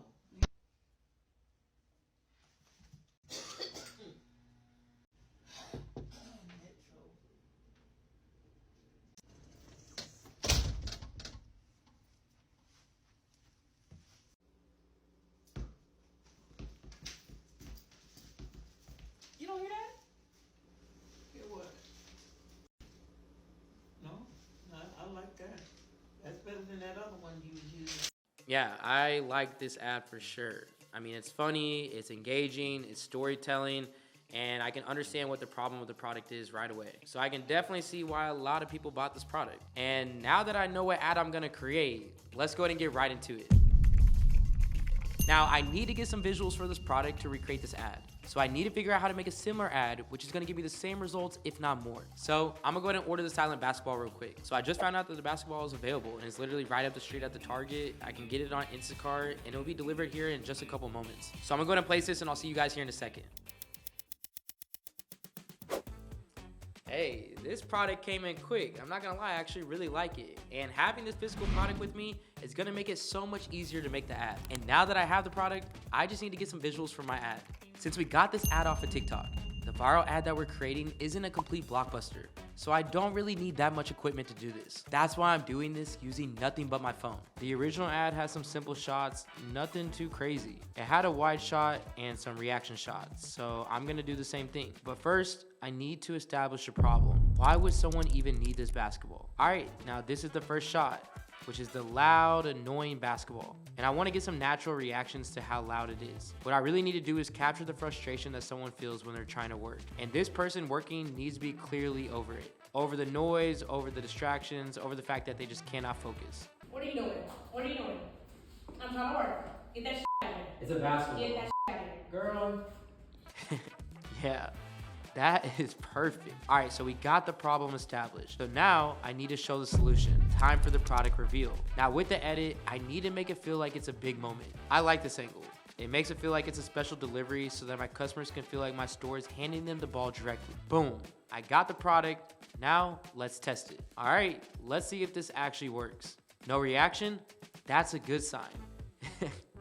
Oh yeah, this thing is definitely legit. Okay, now that I have a good amount of footage for my ad, I just need to edit it using CapCut to add in a few more things. I love using CapCut because you can edit videos and use a whole bunch of different AI tools that other editing tools just don't offer. And the best thing about it is they even have a mobile app that makes it possible to edit and upload your videos right from your phone, which is what I'm doing right now.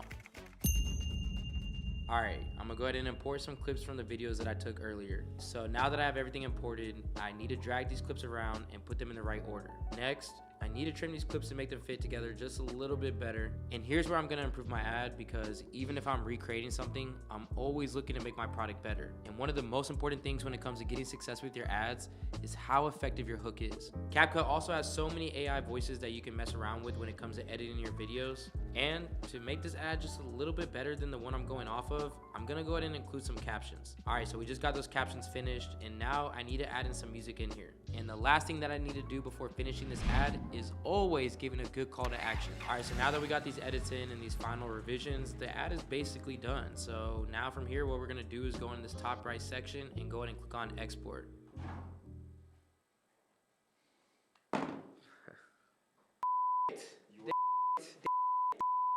I'm not happy I ordered pizza, but yes, I ordered pizza. God damn. Man, I'm not gonna lie, I don't think that there's been any time that I didn't want pizza more, but listen, I almost had it. I almost completed the challenge. I mean, it took just a little bit longer than it did for a pizza to be delivered, but really, that just means that you can recreate a viral ad and still have time over to eat some really good food. But look, before I go ahead and upload this ad that we've been working on and I go ahead and upload it online, I do need to make sure that it's close enough to the ad that I wanted to recreate. And let me go ahead and get this part over real quick because this pizza, it is smelling way too good and I have not had lunch yet. So to compare both of these ads, I'm gonna go ahead and put these side by side so you can see what I'm trying to recreate.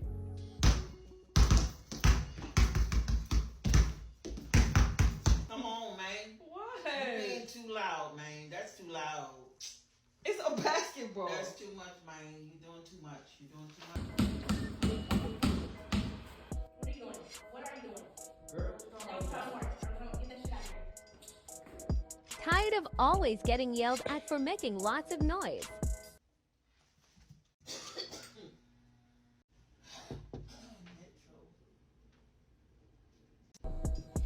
We have a solution just for you. It's silent basketball.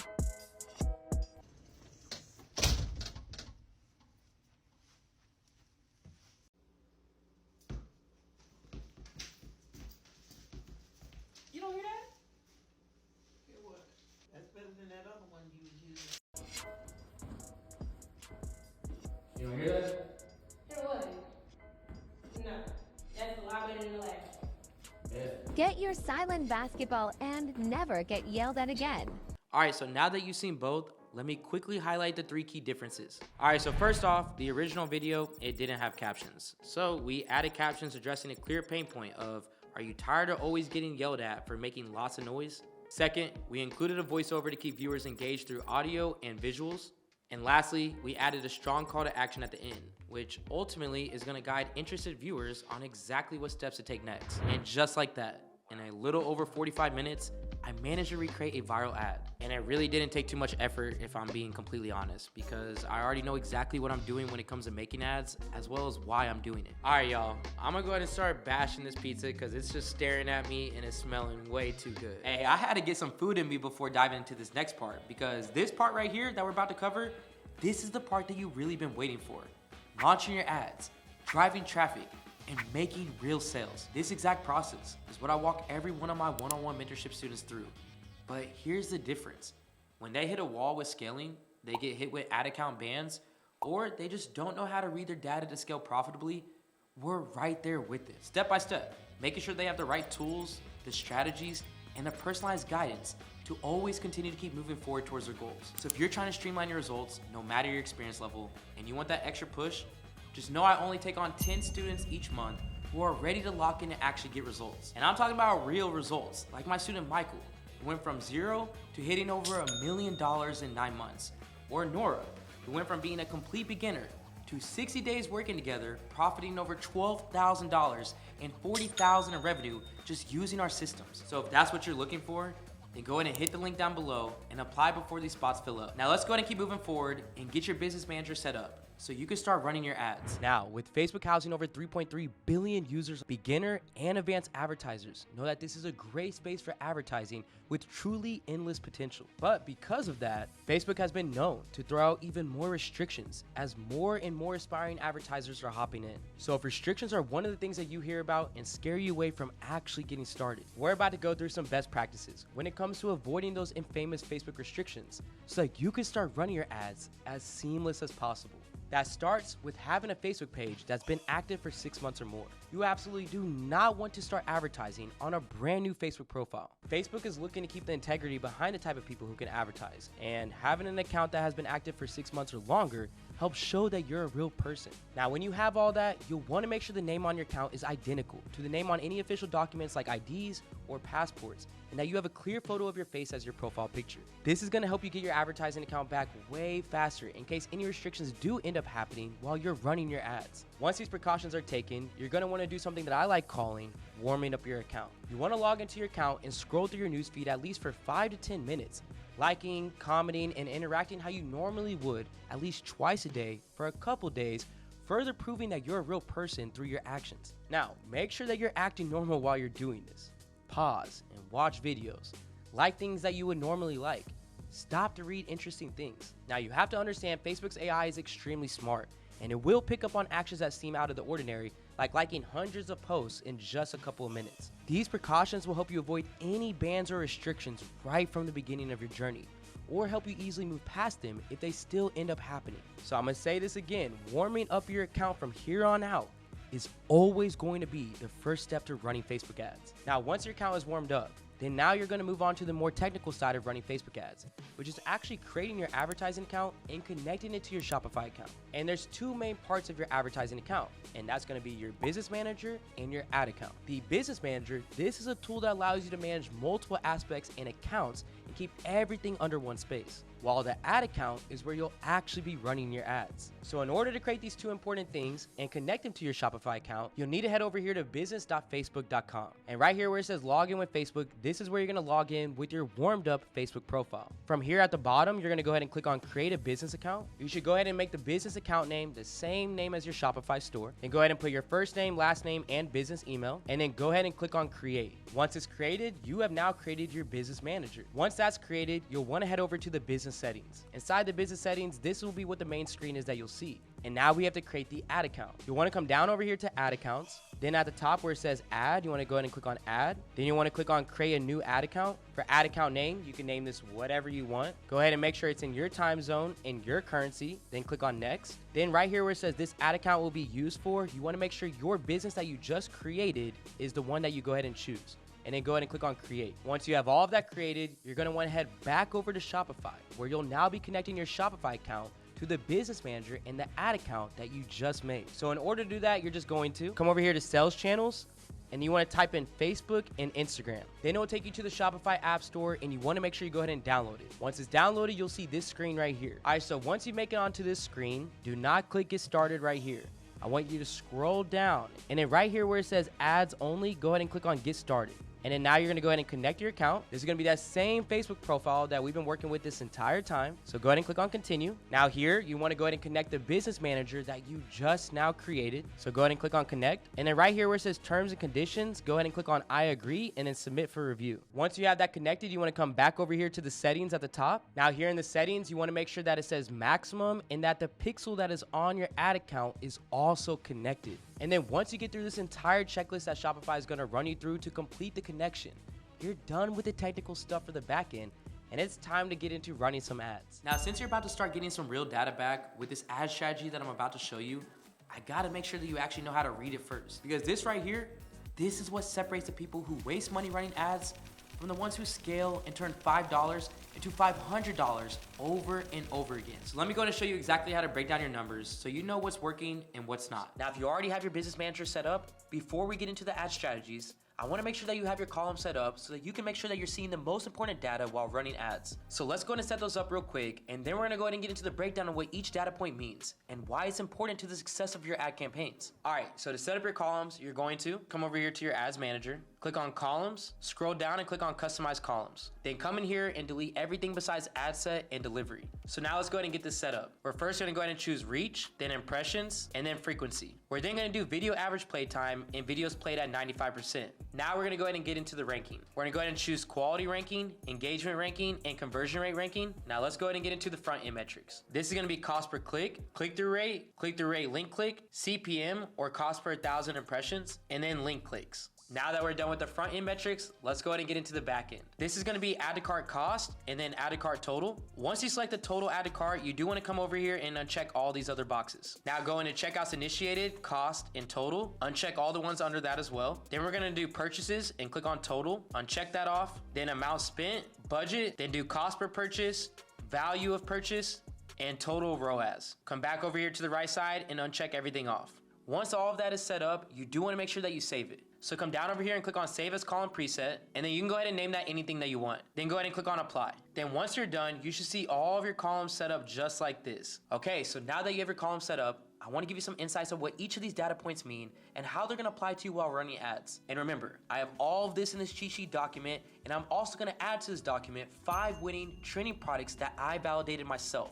And you're gonna go ahead and get this when this video reaches 2,000 likes. At the end of the day, understanding your metrics is absolutely crucial. It's what allows you to allocate your budget effectively, investing more where the data shows potential for growth, and scaling back where performance isn't meeting expectations. So you're maximizing every dollar without wasting money. So let's take a look at each key metric. Starting off with reach, this is the number of people who saw your ad at least once. And next is impressions, which is the number of times that your ads were on screen. And frequency is the number of times that each person has seen your ad. So to calculate frequency, all you do is use impressions and you divide it by reach. So if you saw my ad twice, then the impressions would be 2, the reach would be 1, which would give us a frequency of 2. And with your frequency score, you want this to be around 1.1 to 1.4 max. Keeping that goal with your frequency is gonna let you know that you're getting the best bang for your buck with your ads. Basically meaning that the same person is not gonna be seeing your ads multiple times in a row, allowing you to target new people every time that your ad is seen. Following that, you have the video average playtime, which is just the average time that someone's watching your ad. And if videos played at 95% is how many people are watching your ad 95% through. And knowing that metric is important because if you have an ad that majority of people are watching all the way through, you're more inclined to get even more purchases. And with the video average playtime, with the ad that's typically around 30 seconds, you want this to be between 7 and 10 seconds. Next, we have cost per click all and cost per link click. And with cost per click all, this is basically them just clicking anywhere on your ad. This could be your description, this could be your comment section, this could be them just clicking to watch the video at all, which differentiates from cost per link click, which is the amount that it costs for you to get a link click. And a link click is them either clicking on your website URL or your call to action button. And with cost per click, you typically want to be between 50 cents and $1. With cost per link click, you want to be between $1 and $1.25. Next, you have click-through rate and click-through rate link click. Click-through rate is a very simple equation, just taking the amount of people who saw your ad divided by the amount of people who have actually clicked into watching your ad. So impressions divided by clicks all. While click-through rate link click is the number of people who saw your ad and performed a link click. Both of these, the higher the better. And I typically like to look for a 2.5 to 3% click-through rate or more. Next, you have CPM, or cost per 1,000 impressions. This is based off of the average cost that a marketer would spend to get 1,000 impressions. A very simple equation, just amount spent divided by impressions. Depending on the product price, you do want this to be between $10 and $20. And think about it like this, if you have a low CPM, you're gonna get a high return on investment. A high CPM is going to be a low return on your investment. So the lower you can get, the better. Next, you have cost per add to cart and cost per checkout initiated, which is very simple. As a marketer, how much is it costing for you to get an add to cart and for a checkout initiated? Then you have cost per purchase, which is very similar. How much as a marketer is it costing for you to get a purchase? And out of all of the metrics, the most important one is always going to be ROAS, or return on ad spend. Think of ROAS very similar to your ROI. How much return are you getting on your initial investment? But here, it's just how much return are you getting on your ads. So simply, this is the total return on ad spend from your purchases. Now with this metric, the higher the ROAS, the better. Because the higher it is, the more profit that you're making. I can't stress enough how important these metrics are, because this is a data-driven game, meaning that you really don't have to guess too much to know what is working versus what is not. As with the data, men lie, women lie, numbers don't. And you're always gonna be guided into the right direction to know how to fix your own problems or to double down on things that are already working for you. All right, now we're about to get into the juicy stuff. The exact Facebook ad strategies that have given life-changing results for so many of my students day in and day out. Once you have your different videos and images back from Supreme Ecom Ads, your first step to help you know that you're gonna enter in the market and immediately start driving profitable traffic is with a testing campaign called creative testing. A creative testing campaign lets you test out different types of ads against each other at a lower cost, helping you identify the best performing combination without having to spend hundreds of dollars just to figure out what works. And let me say, one of the biggest mistakes that beginners make is jumping into the market with whatever ads that they can find, even copying competitor ads without first understanding if they actually work. And remember, data is your ultimate guide to what's effective and what isn't. So my biggest advice, do not rush the process. Take the time to follow the steps I'm about to show you so you can avoid wasting time right out the gate and set yourself up for success. So to set up your creative testing campaign, you're gonna first come over here to your ads manager and click on create. Then go down to sales and then click on continue, and then manual sales campaign, and then click continue again. We're gonna go ahead and name this a creative testing campaign. You do wanna scroll down and turn off this Advantage Plus catalog ads, and that's basically all you're gonna do on the campaign level. Now let's click right under the campaign level and go to the ad set level. And we're gonna name this first ad set video 1. For conversion location, do website. For performance goal, you always wanna do maximize number of conversions. Scroll down, select your data set /pixel, and then click on your conversion event, which we always wanna do purchase. Now as we scroll down, we wanna make the daily budget $20. Now are you gonna spend the full $20? No, you're not, but I got you in a second, just be patient. Come down to start date, and we wanna do the following night at midnight. Then we wanna come down to locations, and we wanna do the top 5 countries. United States, United Kingdom, Australia, Canada, and New Zealand. So I'm gonna go ahead and input those real quick. Now that we have the countries inputted, we are done with the ad set level. Now let's click right under the ad set to go to the ad level. And we're gonna go ahead and name this the same as our ad set name. Scroll down, go ahead and select your Facebook page. For creative source, make sure it says manual upload. Format, single image or video. I turn off multi-advertisers ads. Then here where it says add creative, go ahead and click on video ad. This is gonna be the first screen that you see. Come straight over here to text, and then write out your primary text, your headline, and your description. Now, mind you, I am no copywriter, and I'm assuming majority of you guys watching right now are not copywriters either. But here, you should not be reinventing the wheel. You should be focused on what's working for others and allow it to work for you. To do that, I wanna head over here to Facebook Ad Library and currently see what's working on the market. This competitor here has multiple different ads being ran at the same time, as you can see, and each one of them are being scaled with multiple different ads in use. So that's telling me that they're spending a good amount of money advertising this product, and again, who's gonna be spending that type of money unless they are making money back in return? Knowing that this is the competitor I wanna base myself off of, the next thing I need to do is just use my resources to my advantage. So I'm gonna copy their ad copy, as well as their headline and their description. And then I took all of that text and inputted it right here on ChatGPT and said something like, this is my competitor's ad copy, headline, and description. Take 90% of what's working for them and sauce it up by 10% to allow me to stand out from my competitors. And now, in only a couple moments, without any copywriting experience, I have all the text that I need for my ad. From here, just go ahead and copy it, come back to your ad, and then put it in the primary text, the headline, and the description. And one thing I love about Facebook's AI is they give you so many different variations of things that you can work with. After inputting that ad copy, Facebook already generated me even more versions, and they did that for each section of text. Once all of that's inputted, you want to scroll down and click on call to action, and you always want to do shop now. After inputting all that text, you want to come down over here to media, click on upload, and then here's where you're going to upload your first video ad. Then once it's done, you should see it in this media library. Go ahead and click on next, next again. I do like turning on this add video filter, and then click on done. Now that we have the video uploaded, the next thing you're going to go ahead and do is input your thumbnail. So come back over here and click on edit media again. Edit video, click on thumbnail. Now there's two things you can do here. First is click on automatic and let it just choose the best thumbnail that's already found inside of your video, which I'm not against at all because Facebook's AI tool is extremely smart. Or you can come over here and click on manual, and as you can see, it's gonna clip up multiple different seconds of your video. So you can go in and manually choose what part of the video you want to be your thumbnail. But if you do have your own customized thumbnail and you don't want to use the ones in the video, all you're gonna do is come over here and click on manual, click on upload, upload again, and then here you can go ahead and choose your customized thumbnail. Once it's done uploading like this, you go ahead and click on continue, and then save. And now that's gonna be the thumbnail, the first thing that people are gonna see before watching the ad itself. So now at this point, you have uploaded your video, your thumbnail, ad copy, headline, and primary description text. After that's finished, you wanna come down over here to the destination. Now in the website URL section, here you do not wanna input the homepage URL. You want to input the product page URL so you're leading customers directly to the product page itself. And now you officially have your first ad done. But we're doing creative testing, which involves testing multiple different creatives against each other to figure out which one's going to perform the best. And with your creative testing campaign, you do want to mix and match this with all types of different content, from videos to carousels to still images, so you can figure out what truthfully works the best. And you should be testing out with 5 creatives minimum every single time that you test out a product. This is what's gonna give you the best chance of success. So to test out other creatives, we're gonna come back over here to the ad set level. We're gonna go to our first creative and then click on these 3 dots and then click on duplicate. And since we wanna do 5 minimum, we're gonna do number of copies being 4. Now let's head into our first duplicated ad. And this one, we're gonna go ahead and name it video 2. On the ad set level, we are not gonna change anything at all. We're gonna come straight over here to the ad level, also name it video 2, scroll down, click on edit media, change video, come down to media again. Now here, you wanna go ahead and upload your second video. Same way that we did it previously. Once it's uploaded, go ahead and click on next. And just like the ad set level, nothing on the ad level is gonna change besides the creative itself. And the reason behind this is because you want a solution with your data. And the solution you're looking for is which piece of content is going to work the best for you. But if you're testing out multiple different creatives with different types of ad copies and descriptions, and you're just mixing and matching everything,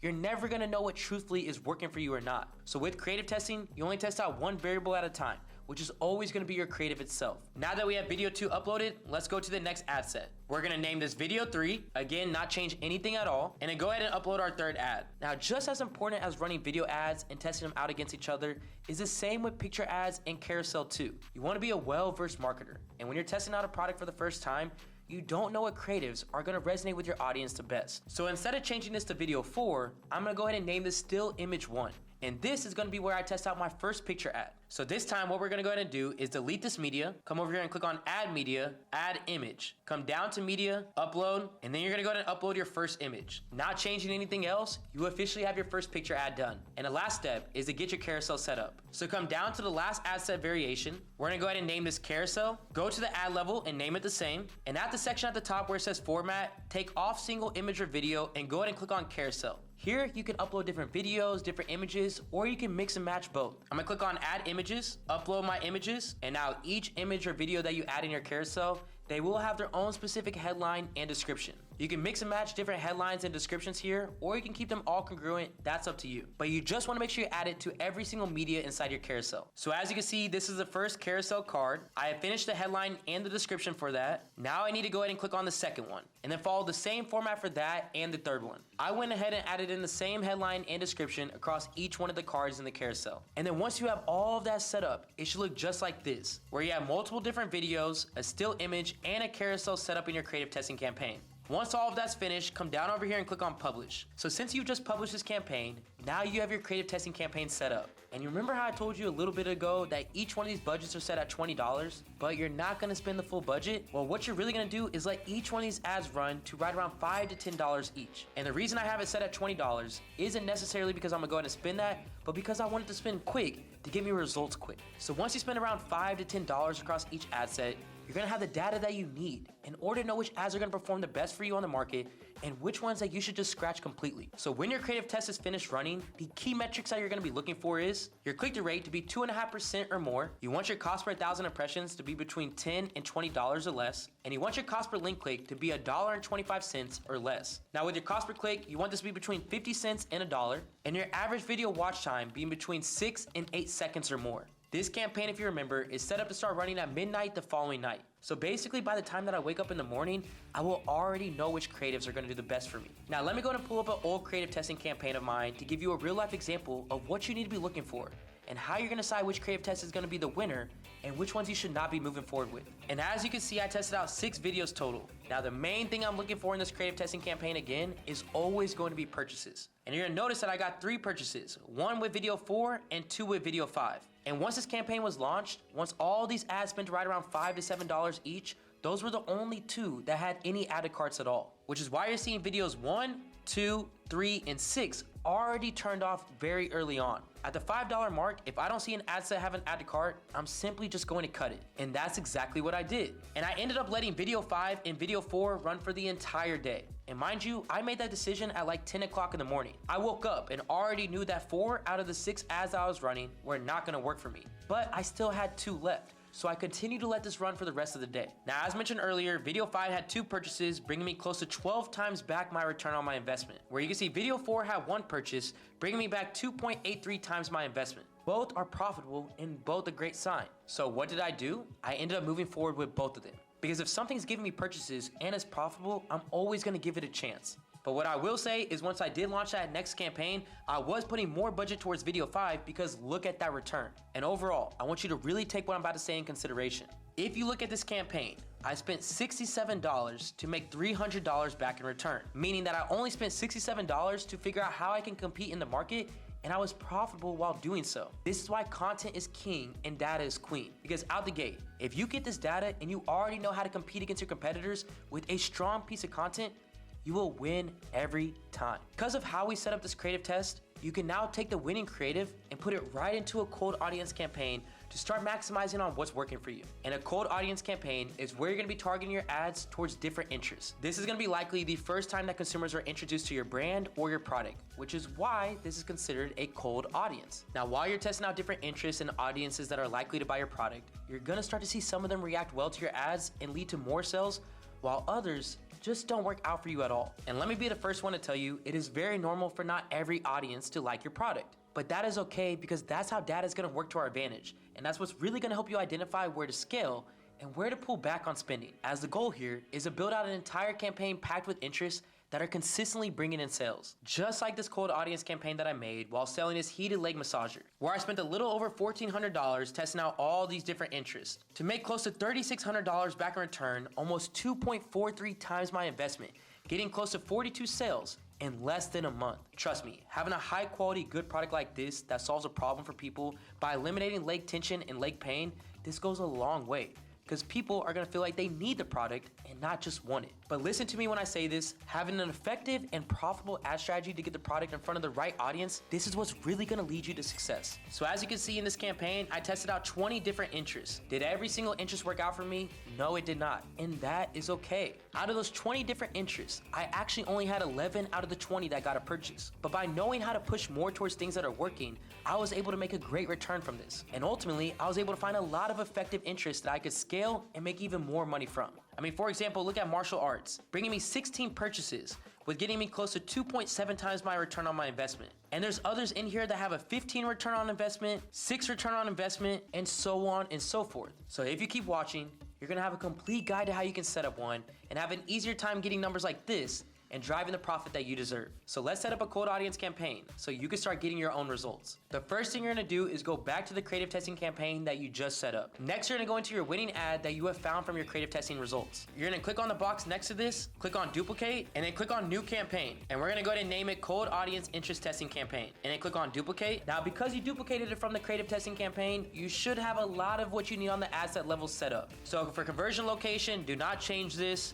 Performance goal, do not change this. Data set and conversion event, keep that all the same. Now, before just going straight to the ad set level, there is one major change that we need to make here. And that change is turning this from an ABO into a CBO. An ABO is what you just did in the creative testing campaign, where you set the budget on the ad set level. Now, the CBO is where you're gonna take that budget and you're gonna put it on the campaign level and allow it to spread out across your best performing ad sets. And anytime I'm testing something out for the first time, like cold interests or audiences, I always use a CBO. So to get that set up, you wanna come over here, you wanna scroll down, and where it says Advantage Campaign Budget, go ahead and turn this on. And the starting budget that I recommend here is $100. Now, because we set it at $100, we're gonna go ahead and do 10 different interests. Now, if we would've set the budget at $50, we would do 5 interests, and so on and so forth. So the budget is now set. Now let's head over to the ad set level. Now, because we duplicated this off of the creative testing campaign, that is why you're seeing ad set name being called Video 1, because that was our winning creative. But we're gonna go ahead and delete that name as the first thing. Now with conversion location, we're gonna keep this as website. Performance goal, maximize number of conversions. Now with data set, keep the same pixel and the same conversion event of purchase. Now you wanna scroll down and turn the start date to the next day and have it start running at midnight the following night. Now right under that, you're gonna see ad set spending limits. And we wanna go ahead and turn this on and put daily minimum of $5. What this is basically saying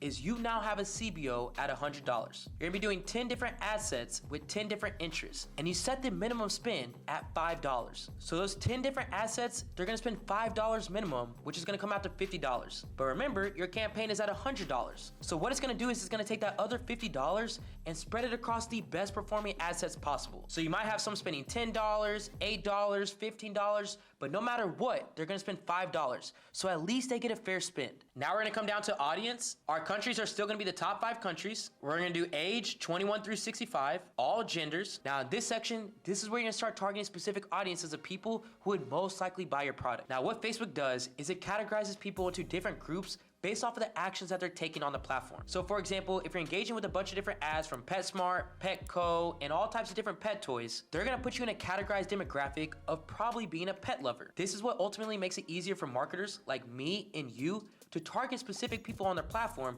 and know exactly what interests they like. So let's stick with this leg massager example. Who would buy this product? Well, just off the top of my head, the first thing I'm thinking about is athletes in physical therapy. But let's say that you just cannot think of any at all. Like I always say, use your resources to your advantage. Come back over here to ChatGPT and say, I'm selling this type of product and I'm thinking of demographics, audiences, and interests that I can target with my Facebook ads.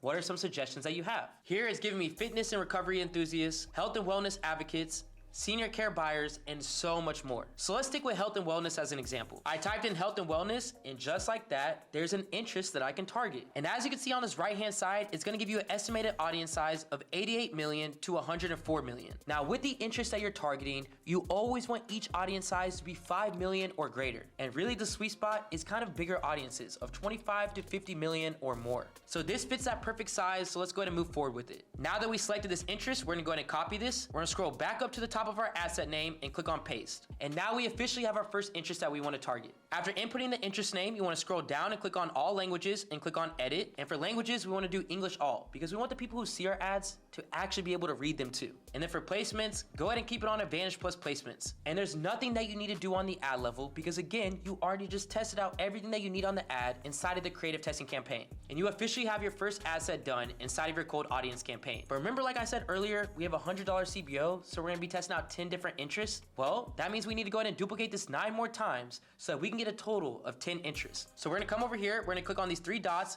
click on duplicate, do number of copies, 9, and then click duplicate again. Now the main thing that you wanna do here is ensure that only 1 interest is inside each ad set. As if you do stack multiple on top of each other and it gets a purchase, you won't know what's working and what's not. So here's our second ad set. Let's scroll back down and there's 2 options here. And now you're in a position where you can do 2 things. You can think from the top of your head what other audiences would buy this product, or use ChatGPT and use the resources it provided. Or you can come down over here and click on browse, go to interest, click on the category that makes the most sense with your product. For this example, it will be fitness and wellness. Now that I've chosen that, I'm gonna go ahead and exit health and wellness. Look at the audience size for physical exercise, which is 97 million to 114 million. So that meets our standards. So we're gonna go ahead and copy this, come back over here to the top of the ad set and paste it. Now we're gonna go down to the third ad set. For this one, I chose physical fitness. So I'm gonna take out health and wellness again, check the audience size, which we're good. We're gonna go ahead and copy this and paste it. And we're gonna follow the same format throughout every single one of our ad sets. And just like that, we have now finished our 10 interests. So I want you to look at this campaign where we have a $100 CBO across 10 different interests, all going towards that one winning video. So if you just followed along with me, you're now set up and your ads are gonna be up and running the next day. And being able to identify how well your ads are performing right from the beginning, this is gonna give you the understanding of how the overall campaign will perform. So to get a better read on that data and ensuring that you're making the right data-driven decision, this is a KPI sheet that I give out to all my students. It's made to help give you indicators when it comes to whether or not a product is profitable and when you're deciding on how much you're willing to spend to get that next purchase. So let's take the leg massager as an example. I was selling this product after shipping for $49.99. So that's what I inputted in my average order value. My average cost of goods after shipping was $17. So that's what I put in my average cost of goods section. And for this product, I wanted a profit target of 25%. After inputting that data here on the left, on the right-hand side, it's gonna give me all the breakdowns of what I need to be the most profitable with my product. The first thing it's gonna go ahead and do is give you front-end metrics to analyze. This is gonna be what we talked about earlier, which is gonna be cost per 1,000 impressions, cost per link click, cost per click, etc. Then as you scroll over a little bit more, it's gonna give you the most important metrics that you need to know, telling you right away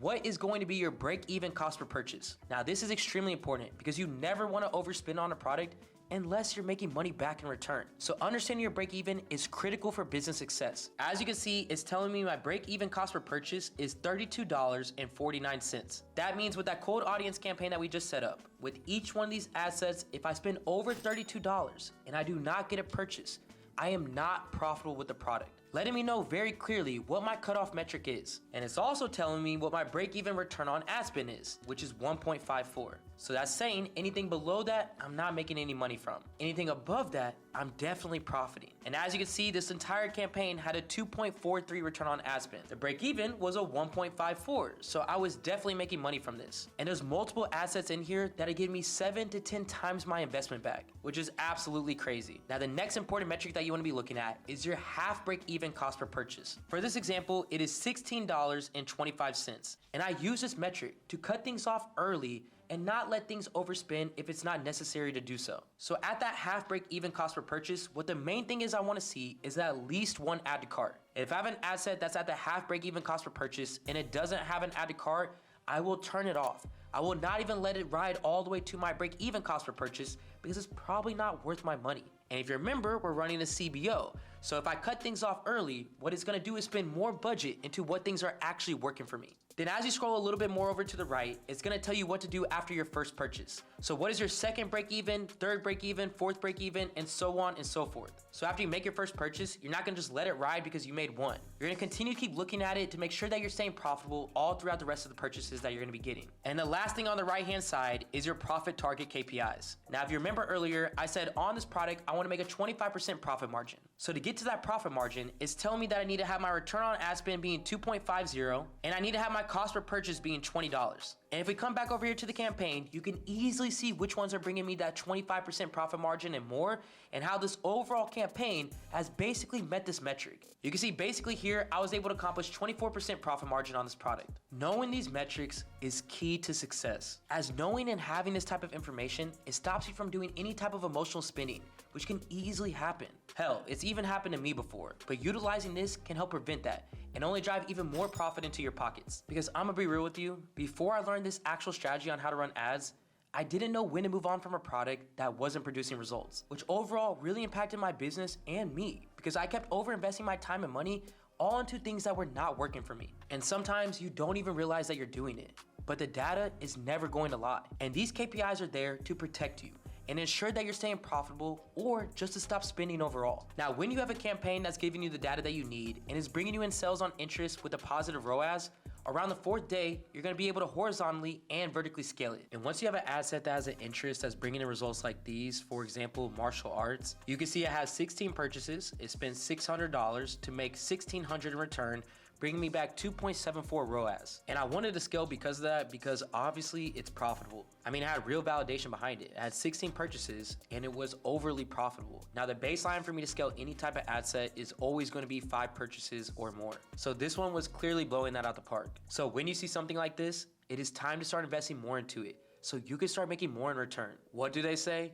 You gotta spend money to make money, right? Let's talk a little bit more about one of the first ways you can scale, which is horizontal scaling, and what I did with this interest. Horizontal scaling allows you to take the winning ad set and stretch it out more to get even more results. And there's 3 ways that you can do horizontal scaling. The first one is by finding additional interest similar to the one that's already working. This ultimately just helps you discover new profitable audiences to expand your reach and increase sales, and do it based off of something that's already working. The second way is making more duplicates of the winning interest that is already working, keeping the same budget, and just continue to keep pushing towards that. And the third way is by utilizing your data breakdowns. And with data breakdowns, what you're able to do is break down by age and gender, country, mobile device, city, and so much more to find what is actually working in the data and bringing you in the highest return possible. And then taking that winning interest and targeting that specifically. On the other hand, vertical scaling is all about doubling down on what's already performing. When you've identified an interest generating consistent sales with a positive ROAS, you then increase your budget for that interest to then amplify your results and maximize your profitability. All right, enough of the breakdown. Let me go ahead and show you exactly what I mean. So taking that same winning interest we talked about earlier with martial arts,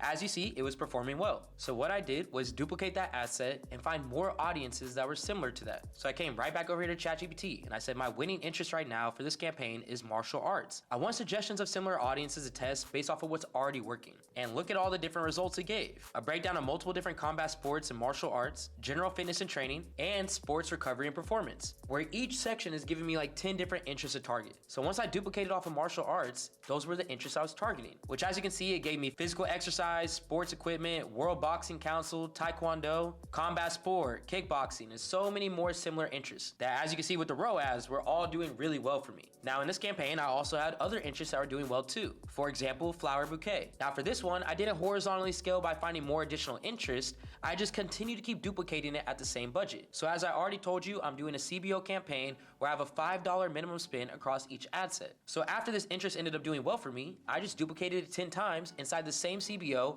giving it the exact same budget. So I duplicated this 10 times within the same campaign, and there were multiple that worked. The 10th duplicate gave me 8 purchases, bringing me 3.37 back in return ROAS. The second duplicate gave me 10 purchases. The 4th duplicate gave me 3 purchases, and I was just letting the CBO do the work for me. And the third method that I horizontally scale with is called the breakdown method. As you see, it had 19 purchases, it had 638 spend to bring 1,300 back in return. So anytime that I have an asset that has over 10 purchases and is profitable, I do a breakdown. How you do that is you come over here and click on breakdown, and then you can go to demographics and do age and gender. You can do geography and do country and region. You can do delivery with placement, platform, and impression device, and so much more. And from this ad set, after I broke it down, I noticed that the device iPhone was working well, the city Victoria and Queensland were doing great, and 65 plus male were actually performing the best. So I duplicated off of commuting, and then I just specifically gave that breakdown the only thing that I was targeting. As you see, if I click on the device iPhone and I scroll down to placements, you're not seeing advantage placements like you typically would see. What you're seeing is manual placements, and for this asset, the only device I wanted to target is iOS iPhones, which I set up right here.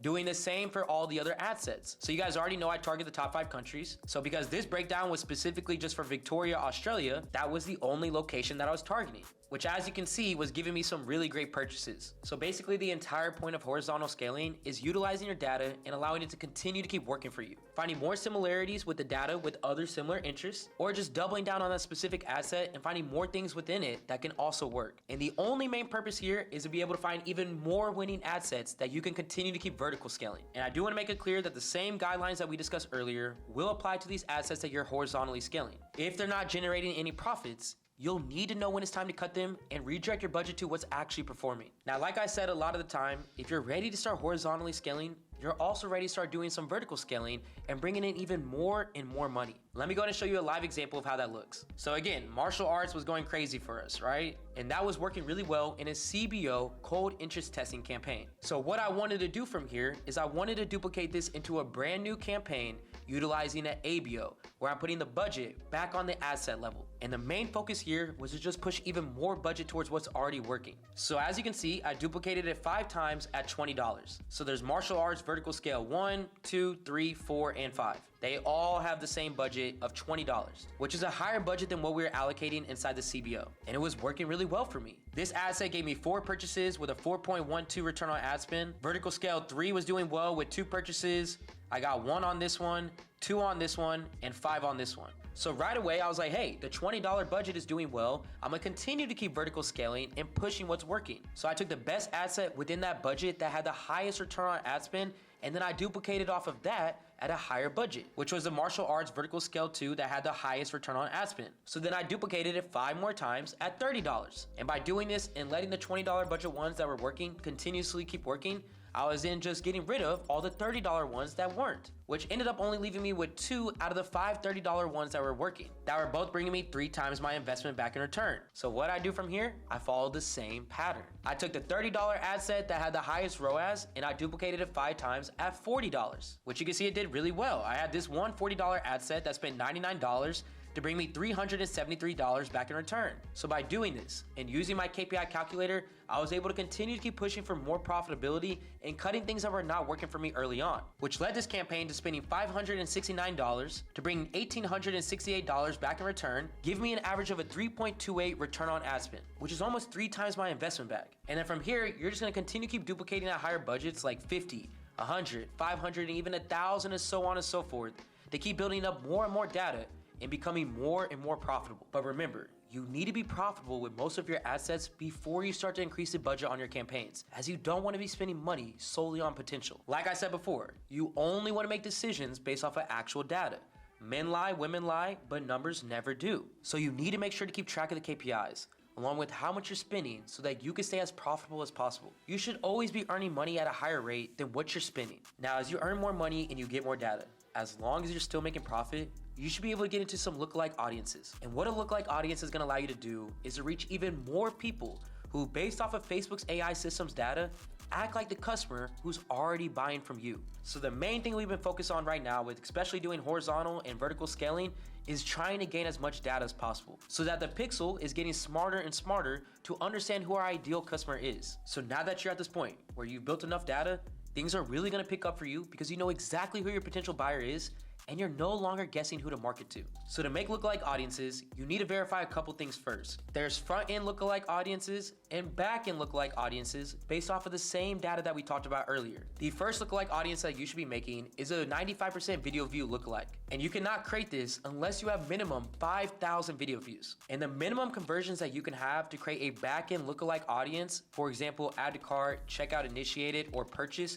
is going to be a minimum of 100 conversions, which at this point, if you've been scaling your ads the way that I show you, there's gonna be no problem for you to get these minimums. Let me go ahead and show you how I set up the first lookalike. And the first lookalike is gonna be based off of video views. So what I like doing is I like stacking up the 95% video viewers and the 75% video viewers on top of each other to create a really big audience of people who are most inclined to watch my video the entire way through, which is gonna lead them to also purchasing my product. Let me go ahead and show you how to set this up. So once you're back here on your Ads Manager, the main campaign screen, you're gonna scroll your mouse over here to the left-hand side and click on Audiences. Next, we're gonna go ahead and click on Create Audience and then Custom Audience. And what your custom audience is the audience of people who actually did take that action. So because we're gonna set up a 95 to 75% video view, it's gonna take a pool of all the people who've actually taken that action on your video, and they're gonna pull them together. And then once you bring those pool of people together in this custom audience, then you'll make lookalikes off of it. So once you're on the screen, you're gonna come down to video, click on next, choose an engagement type, click on 95%, then click on select video, and you wanna make sure this number right here is over 5,000. So once you've selected it, go ahead and click on confirm. Now you're gonna come back to the drop down bar and click on 75% of your video. You're gonna come back over here, click on select videos again. You're gonna come back to that exact same video and go ahead and click on the check mark again and then click on confirm. So now with audience retention, you wanna go ahead and drop this down to 180 days. And then for audience name, you're gonna go ahead and do 95%/75% video view. And then click on create audience. And just like that, your custom audience was created. Now that the custom audience is created, we need to go ahead and create the lookalikes. So come back over here to the custom audience that you created, check mark it, hit these 3 dots, and click on create lookalike.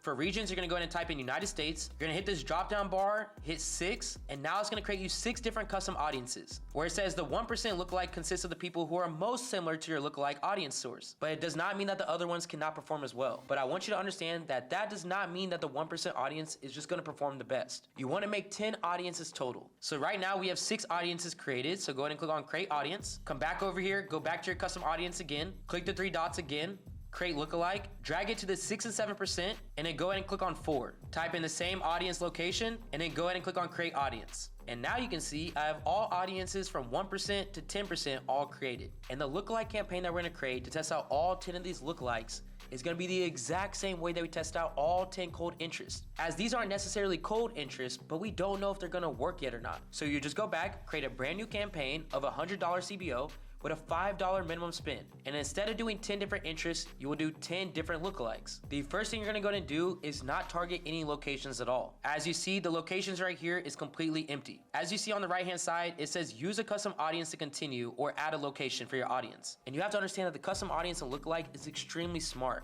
and it already has enough data to know who the ideal customer is. So it knows exactly where to go find them too. So now that we took off the location, you wanna come over here to custom audiences and then go ahead and select your first lookalike, which is gonna be this one right here. Then I'm gonna take that name, I'm gonna copy it, I'm gonna go ahead and paste it, and then we're just gonna run ads to that same audience like we've already been doing before, all towards that winning video creative. Then you'll hit the 3 dots, you'll click duplicate, you'll do 9 copies, click duplicate again, you'll come into the second ad set, delete that first lookalike, and then go into the 2 to 3%. Copy, rename that ad set, and follow that same pattern for all 10 lookalikes. And that lookalike campaign is gonna have the same rules to it that every other campaign that we set up in this video has. You wanna be cutting the ad sets that are losing you money and scaling the ones that are making you money. It's an endless cycle of rinsing and repeating your way into finding new audiences that are putting even more money into your pockets. Now, look, I know that we just covered a lot, and it's okay if you just focus on what we just went over. You can go ahead and take the time to really learn and implement the steps that we talked about before coming back to this video. But with that being said, we are not done yet. Because for those of you who are really looking to get strategies to take it another step forward,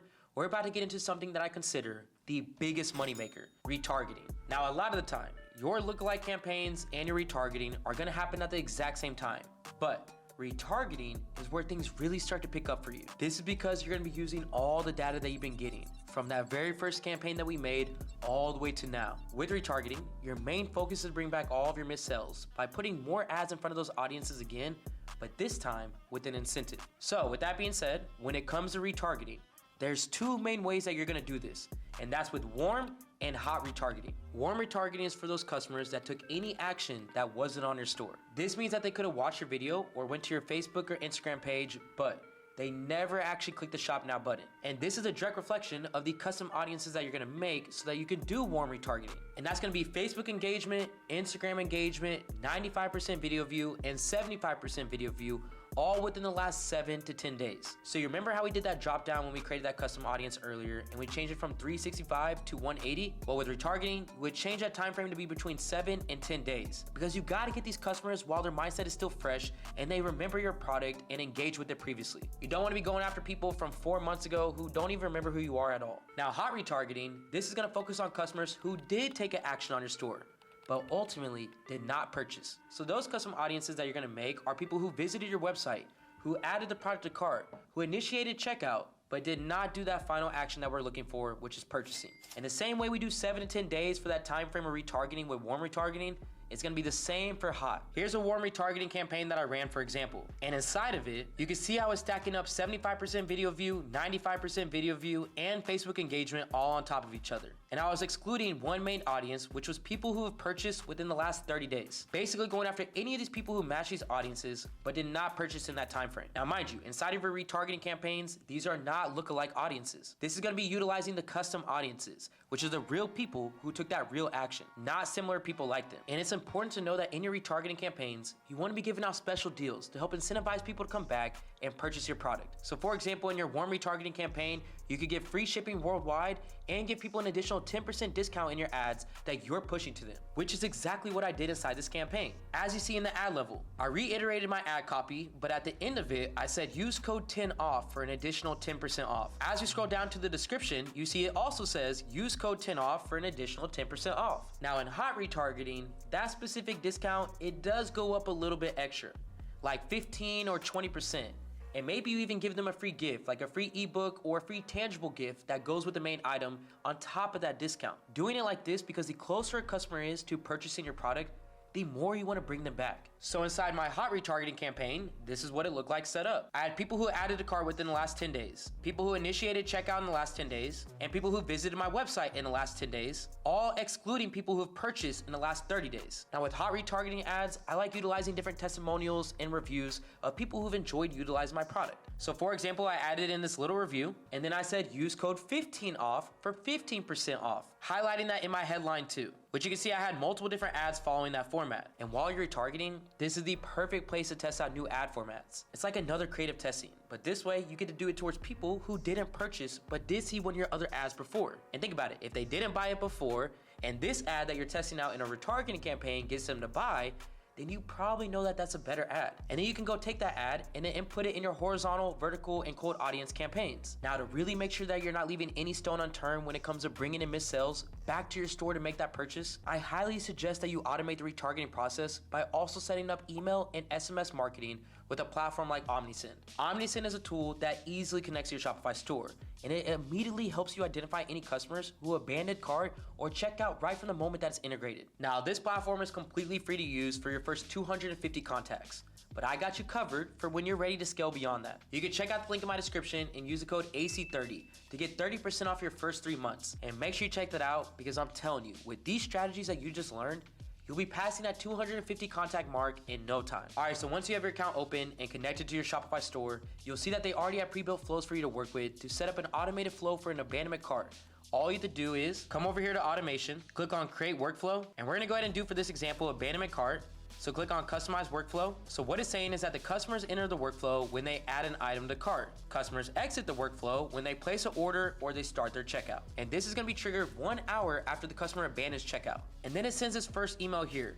Items in your cart are selling out fast. And you could customize this any way that you want. You can come in and add emojis, or you can delete the whole thing and write whatever you want yourself. Now they do have some great templates, so definitely do not try to reinvent the wheel too much. Then it goes into your pre-header where it says there are items in your cart that can sell out fast, get them before they're gone. And then this is what the email is actually gonna look like. And if you wanna edit this, go ahead and click on edit content. Here you can change up the logo and what's in the body of your actual email. But like I said, it has a really good template that you should just follow. Now after this first email, if this person still does not add the product to the cart, they're gonna go ahead and get a second email at 11 hours saying something like, we're still keeping your items right where you left them. Do you know what would really cheer you up? Knowing that the items that you desperately want will make it to your doorstep soon. And again, you can customize this any way that you want as well. But one thing I love adding to the sequence is ensuring that this customer is getting hit with text and emails. So after that email is sent, then 12 hours after, I like adding in an SMS text. So I can go ahead and grab this and drag it right in here. I can add in my message text, like 10% off your order today, add in a unique discount code, put the percentage at 10%, and let it expire after 1 day. And one of the best things is you don't have to go to Shopify and then go add a coupon code, because OmniSend is gonna have that automatically happen. That if you open up the email or text and you click on the button to go ahead and check out, it's gonna apply that discount right away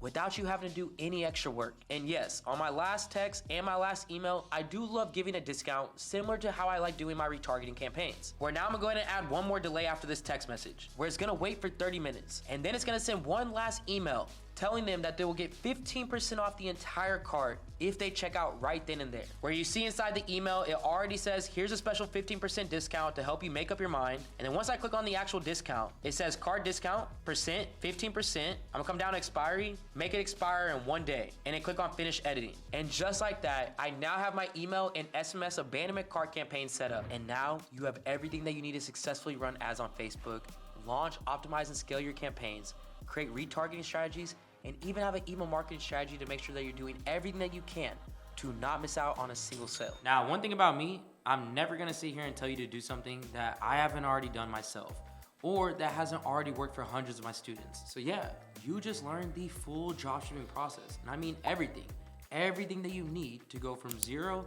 to running a profitable store. But let me shift your mindset real quick, because this doesn't have to take months to get results. As I'm about to show to you, and honestly prove to you, that you can start seeing these results in as little as 24 hours. Can you actually break into the dropshipping market, or is it too late? I tried starting a dropshipping business from scratch to see what happens, but I'm only giving myself 24 hours to start, create, and make a sale. Let's see what happens.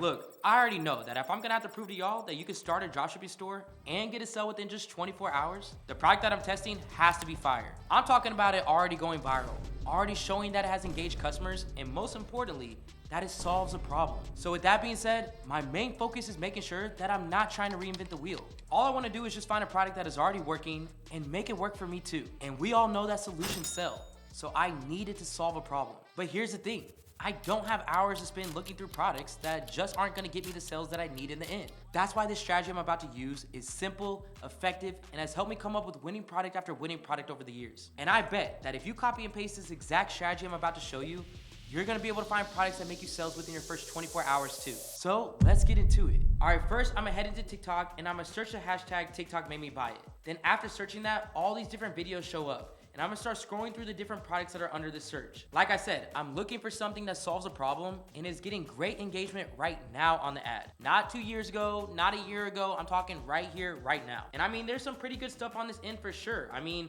look at this right here. Look at the amount of views that some of these ads are getting. Oof, now I'm not gonna lie, this one right here, this one definitely just caught my eye though. It's viral, it solves a problem to a sense, since it is a silent basketball. And if I go into the comment section, you can see that it's getting comments literally within minutes. I'm not even playing with y'all. That literally just took me a few minutes of scrolling. So now let me head over to AutoDS to see if I can find it there so I can see how much it's gonna cost me, and more importantly, that I have a supplier that I can actually trust. I'm gonna head over here to the marketplace section, because this shows me every single product that I can get from this platform. And inside of this search bar, I'm just gonna look something up like silent basketball. Okay, all right, so I did get some results from it, but I need to choose the best product from those options. I can see that this one right here is slightly bigger, and it also has a little bit more grain, which in my opinion will make it a lot easier to handle the ball. So I'm gonna go ahead and choose that one, since I think that can be used as a whole other selling point on my product page or in my ads itself. Now for me personally, I definitely like it right off the bat, because this is something I would use, as I'm pretty much known as LeBron on any court that I play at. So if any of you guys want that one-on-one, you let me know. But in all seriousness, I just wanna make sure that I'm choosing this product based off of data, not just the fact that I like the product. Because at the end of the day, my opinion doesn't matter. It's all about the market's opinion and if they will buy this product or not. So just to be able to get that clarity, I'm gonna head over here to Facebook ad library just to make sure that there's some competitors on the market right now running this product. Because I'm gonna tell you this much, if someone is already spending money to run ads for the product, it is more than likely already making them money in return, which ultimately means we are not reinventing the wheel. All right, we're looking pretty good. We definitely got some comps on the market, so I think that this is the one that I wanna move forward with. Now at this point, I'm already getting tight for time, and I need some ads. So that's my next focus, since I already know that's probably gonna take the longest for me to complete. I just did a quick search online, and I saw that they actually have a product that was very similar to the one that I'm trying to sell right at the Target down the street. So I'm gonna go ahead and get that delivered, and we can go ahead and get these ads going. I'll see y'all in a minute. Hey, I secured the bag. So now it is time to get to work on creating some ads. And I know for a fact, I wanna recreate the original ad that I already saw was working, because look, I have no time for guessing games. I need to make sure that what I'm putting out can actually work. Knock right here.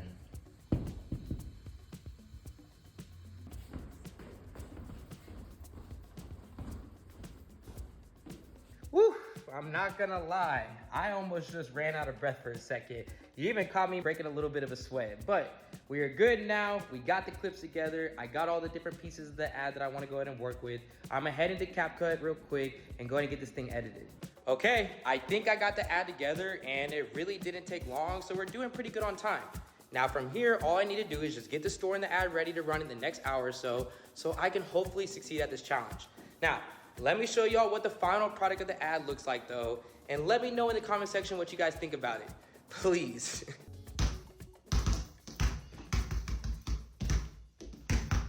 Come on, man. What? You're being too loud, man. That's too loud.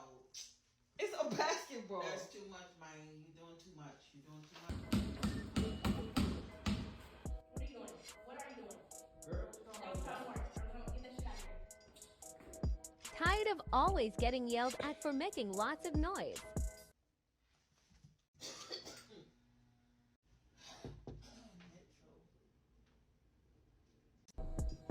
We have a solution just for you.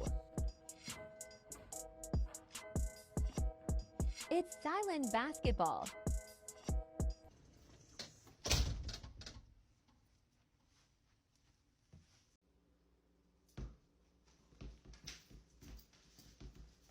You don't hear that? Hear what? That's better than that other one you was using. you don't hear that? Here what? No, that's a lot better than the last. Get your silent basketball and never get yelled at again. That wasn't too bad, right?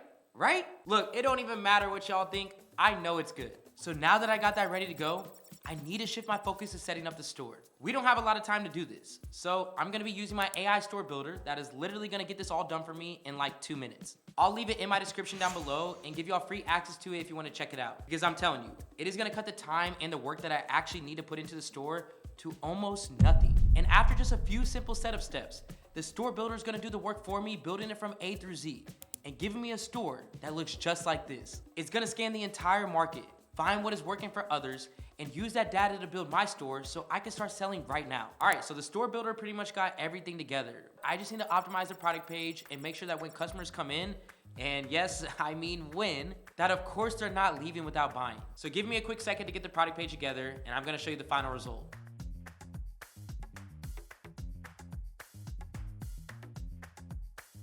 Okay, so here's the final product. I think it'll do the job for sure. I ended up adding in some key selling points that I know are important for customers to see while shopping. So we got a discount price, high quality images, and some really good product reviews. Plus, throughout the entire product page, I'm showing key features of the product that would really convince the customers to buy. So now with the ads and the store together, I think it's about time to set up my first ad campaign for this product. But the campaign that I'm about to set up, it is the only one in the industry that is gonna help you avoid overspending while still giving you the opportunity to get results in sales. What am I talking about? A creative testing campaign. A creative testing campaign is a low stakes ad strategy that lets me invest just a little bit of money to test different ad creatives against different audiences. The entire goal of this campaign is to either find an audience that my product and the ad creatives that I come up with are suited for, or to help me realize that this product just won't sell, no matter how I advertise it. So to set that up, I'm gonna come over here to my Facebook Ads Manager and click the campaign button. Then click on Sales Campaign. Then you wanna click right here to make it a manual sales campaign. And I'm gonna go ahead and name my campaign real quick so I can keep track of it. All right, so now in this campaign settings, I need to change the conversion location to my website so it can track my data correctly. And then I need to change some other things here as well. All right, so I'm gonna leave this daily budget at $20. And mind you, this isn't a huge business yet. So it's better to not over-invest into a creative testing campaign right now. Next, I'm gonna add in some more regions for my audience so as many people as possible can see my ad. Advertising is really just a numbers game. The more people that see my ad, the more likely it is that I'm gonna make a sale. After that, I need to change the audience to the original audience. All right, so at this point for the ad set level, everything is pretty much ready here. So I'm gonna go ahead and move on to the ad level and I'm gonna go ahead and get this set up. And boom, my ads are set up. And as you can see right here on the right-hand side, it's gonna show me a preview of what it's gonna look like. Since I ended up making 2 videos, I'm gonna go ahead and duplicate this ad set and add in my second video. And just like that, I have my creative testing campaign fully set up. Now from here, I'm just gonna go ahead and let this thing run. And when I come back to the office tomorrow, we're gonna see if all of this was worth it and if you can truly start dropshipping in 24 hours and actually make sales. All right, y'all, I just ended up pulling up to the Supreme Ecom headquarters. It has now been officially 24 hours since I ran this first campaign. So I'm gonna go ahead and walk in, see what's good with all the people inside, and I'm gonna go ahead and pull up my laptop and see what these results are looking like. Now, we had this campaign running for like 24 hours, right? So of course I should hopefully be making like $1 million at this point. Nah, but seriously, I hope I do have some success. I hope I can at least win this challenge. So I'm gonna head inside, open up my laptop, and let's see what we're working with.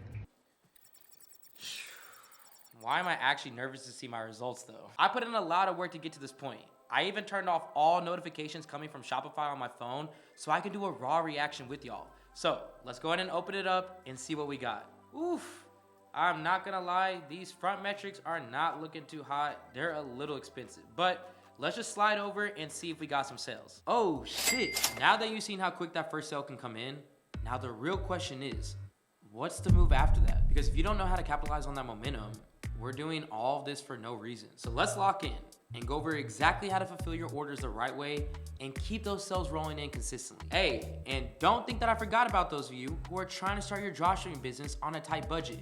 Stay locked in, because up next, I'm showing you my go-to ad strategy that lets you start advertising your store without spending a single dollar. So you got your first dropshipping orders, but now you're wondering, well, how do I fulfill these dropshipping orders? How do I get these orders to my customers? How do they track their order? What do I need to do to keep this business running? It's a question that I see over and over again. So I want to make sure to answer it right here, right now. Because one of the best things about dropshipping is that you don't have to touch any product ever. So over the next 5 minutes, I'm going to show you exactly how to fulfill your dropshipping orders, help your customers track the shipping on their orders, and keep your business running as smooth as possible. Now, the first step to fulfilling your order is making sure that you have a fulfillment platform connected to your Shopify store. The one I suggest using while dropshipping is called AutoDS, because it's going to give you everything that you need to make sure your business is flowing smoothly when it comes to fulfilling your orders. AutoDS also doubles as a product research platform and fulfillment site, meaning that any product that you find on this platform, you can also fulfill through their site as well. If you like what they can provide when it comes to fulfillment, or you just want to try it out, I'll drop a 30-day free trial for you to go ahead and use in my description below. But for now, let's take a look at how you're going to start fulfilling your orders. When an order comes into your store, since your fulfillment platform will already be connected to your store, you're just gonna head into the order section. Now, there are two main ways that you can fulfill your orders on AutoDS, which are manually fulfilling each of your orders or using the Fulfill by AutoDS feature that's gonna automatically fulfill any order coming into your store without you having to ever lift a finger. And I'm gonna go ahead and show you each option. So let's start off with manually fulfilling them if you're someone who's not ready to automate. So to manually fulfill your orders, all you're gonna do is come over here to the order section and change the status of your order to ordered.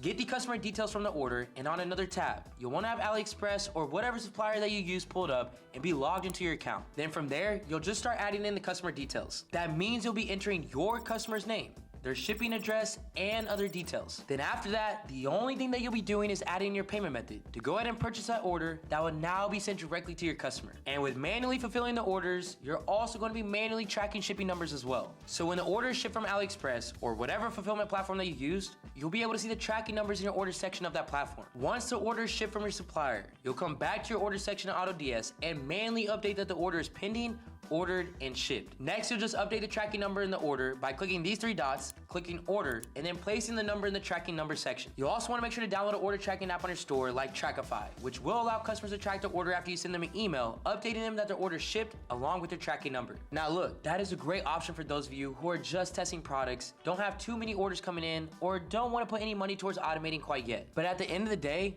obviously it takes a lot of time, and it leaves room for human error. So for those of you who are getting 10 plus consistent orders every day, or you're just someone looking to take the work off your back, the Fulfill by AutoDS option is gonna take the work off of you, of having to fulfill every order, because they are literally going to do the heavy lifting for you. AutoDS has access to its own buyer accounts, which is ultimately gonna help you avoid any account restrictions or bans, while placing orders from platforms like Amazon, which isn't the most dropshipping friendly. Another benefit of using Fulfill by AutoDS is that you get to choose how much you're spending on fulfillment, because you just load a balance that you keep topped up, and your orders will continue to keep getting fulfilled through the balance that you have. And it's all gonna be displayed right at the top of your screen. And this is where you're gonna be able to load more credits, get your purchase history, and download invoices. All you have to do to add credits is click on load, choose your preferred balance, and enter in your details. Just make sure you have AutoDS listed among the other suppliers that you're looking to supply from in the supplier section, and you're ready and good to go. Then any order that comes in from this point forward will automatically automatically be fulfilled and updated through the stages of fulfillment automatically. You don't have to do anything, but just making sure that your balance has enough. And the best part is, when using Fulfilled by AutoDS, they're gonna send out tracking numbers to you and your customer for every order that is placed, along with handling any returns. Just another few things that you don't have to worry about anymore while running your online business. And it's as simple as that, guys. You now know exactly how to get your products to your customers, allow them to track their orders, and most importantly,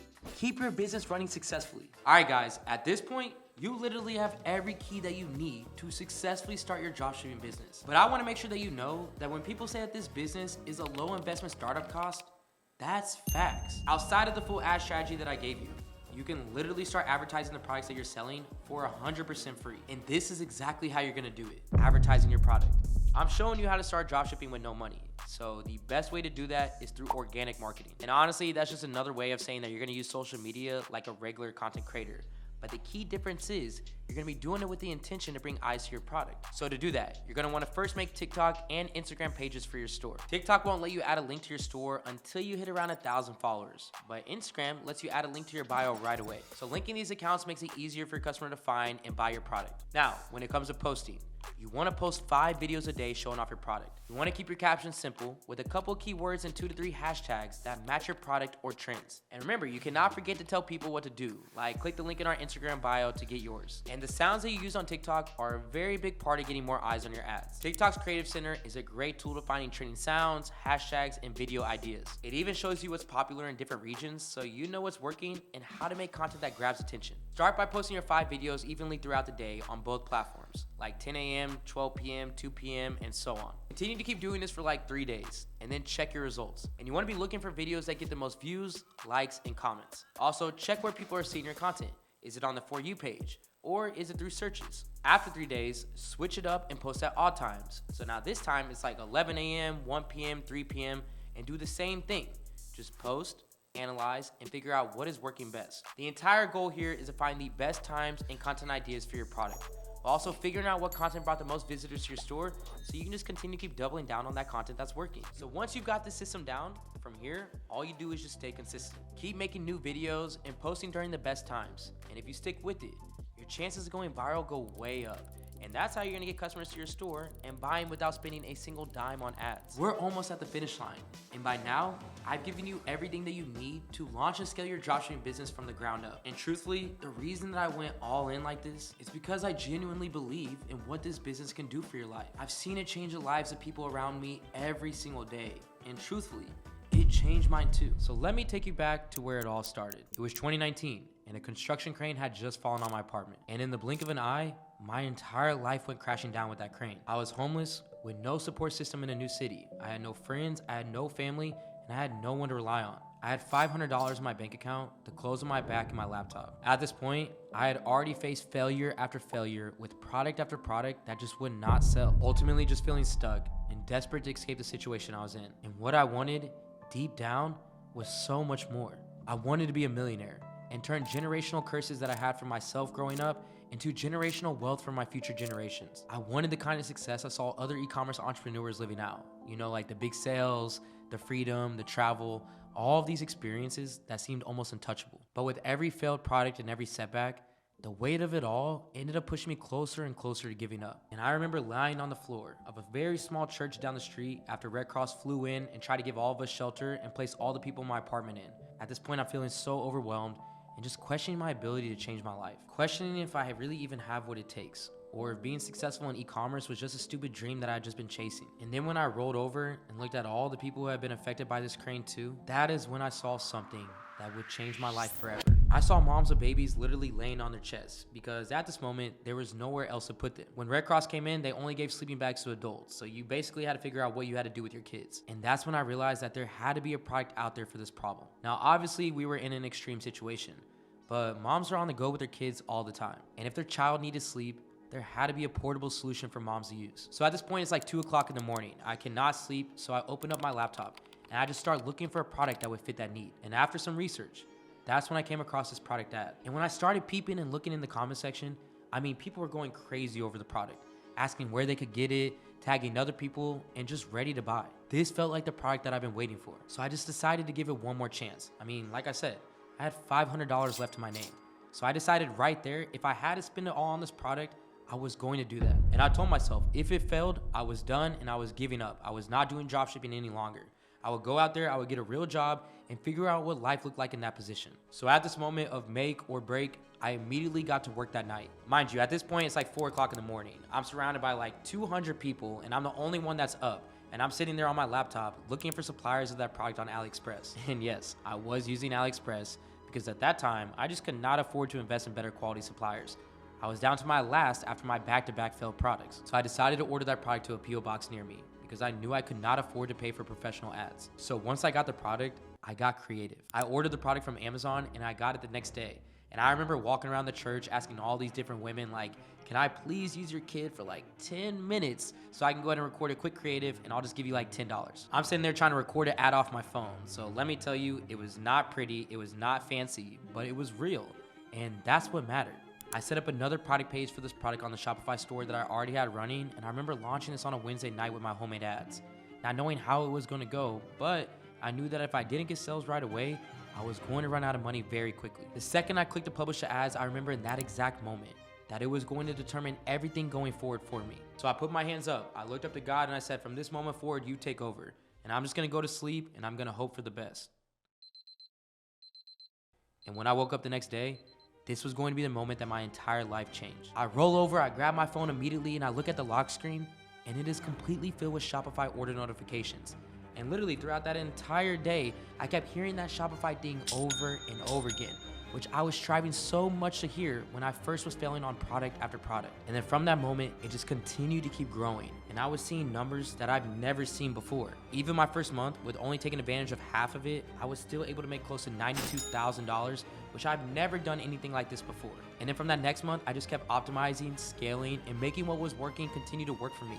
And I ended up hitting right around $326,000 in a single month. Next month after that, it's like $266,000, then $257,000, all the way to $1.7 million during that time frame. And the only thing that I was doing was just continuously optimizing my ads. I didn't change the product, I didn't change the features and benefits, I didn't change the offering. I just kept making my ads better and better. And in that moment, I told myself the best quote that I've ever told myself.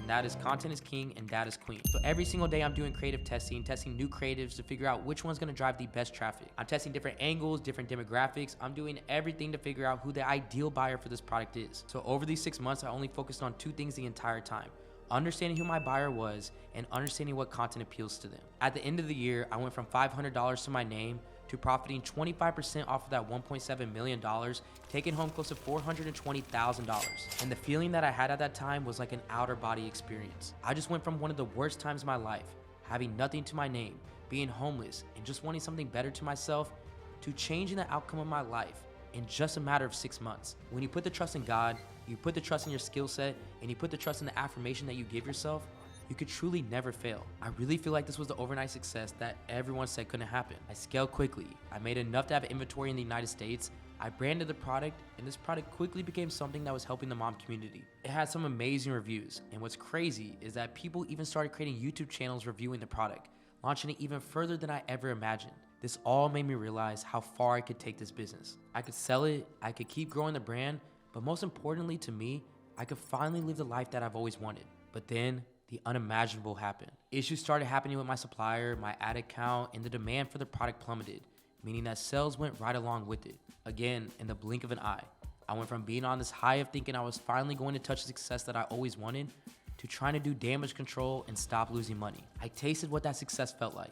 So instead of just throwing in the towel, I decided that I needed to learn from what had just happened to me. And that decision forced me into taking a really close look at my business, how I was doing things, and what I could do better. And that's when I was able to figure out the 3 major mistakes that I made that led to this failure. And if you're an aspiring entrepreneur or you're already running an e-commerce business, this part is going to be very important for you to listen to, so you don't have to make the same mistakes that could cost you your success. So the first mistake that I made is once I was scaling this product, I thought that I wasn't gonna have any competition. I'm sitting here, I'm scaling for months on months, thinking I'm gonna be the only one selling this product, and I was gonna make money forever selling it. So what do you think other dropshippers are gonna do when they see other things are working for other people? they're also gonna jump into that market because it's in favor for them too. And the way they were entering the market was a completely different angle than mine, and I just didn't even think about it. And I definitely learned my lesson, because now today, one of the main things I do when I test out creatives and products is also testing out audience angles. But understanding all the different types of people, angles, and all the reasons why they would buy this product, this is one of the first things that I do before I even launch a product. So I'm not just stuck to one audience angle and leaving the room for everybody else to come in and take over everything else that could work. And the mistake that I made strategy-wise is not having enough ad accounts. I'm spending close to $1 million on ads on one specific ad account. And what do you think happened? I ended up getting disabled. And now every single ad set was turned off. I had no money coming in, and my business went from making thousands of dollars a day to none. So now today, each one of my business managers have multiple ad accounts that all have a specific reason behind them. And when I say specific purpose, I mean I have an ad account for retargeting, I have an ad account for creative testing, I have an ad account for cold interest testing, I have an ad account for lookalikes, and so on and so forth. And every single one of these ad accounts all have multiple users on them so that I can access them at any time, even if it's not my own account. And they've all shared the exact pixels, so I can still keep everything running. So learn from me that your entire business should not be shut down just because you put all your eggs in one basket with one ad account. And one of the last big mistakes that I had is I was focusing on money over time. So instead of giving my customers the best service possible, instead of getting a customer service agent, getting a VA, getting people to be able to handle the things that I couldn't handle, I decided to do all of them myself. This led to some chargebacks, it led to some angry customers, and it led me to being in a position where I felt like I didn't have a life. I was making all of this money, but I'm working like 18 hours a day. I was even trying to reply back to every customer and every single comment that came into my ad, and I still couldn't keep up. I mean, this ad right here of mine had over 37,000 comments. This other ad of mine had 38,000 comments. This one had 19,000 comments. This one had over 9,000 comments. I mean, that's like over 100,000 comments that I replied to every single one of them, because I was so focused on getting a sale that I wanted them to come to my store. But me replying back to all these comments, it delayed everything else in my operation. So putting money in front of everything is not what I do. I put business excellence in front of everything now, ensuring that the customer always comes first, and ensuring that every part of the operation that I can't do myself, I outsource. If I can't reply back to every comment, I get a VA. Customers are emailing or they have problems, I hire customer service. I outsource the things that I'm not good at so I can put my energy into focusing on the things that matter the most, scaling my business properly. Now, these were 3 big lessons that I learned a lot from. But why am I sharing all of this with you? Because I need you to understand that stepping into entrepreneurship or e-commerce is not just some smooth, easy road.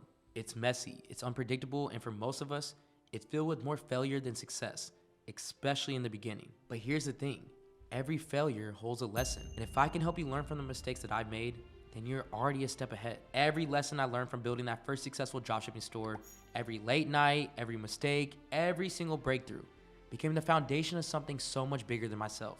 And at that time, I didn't even realize it.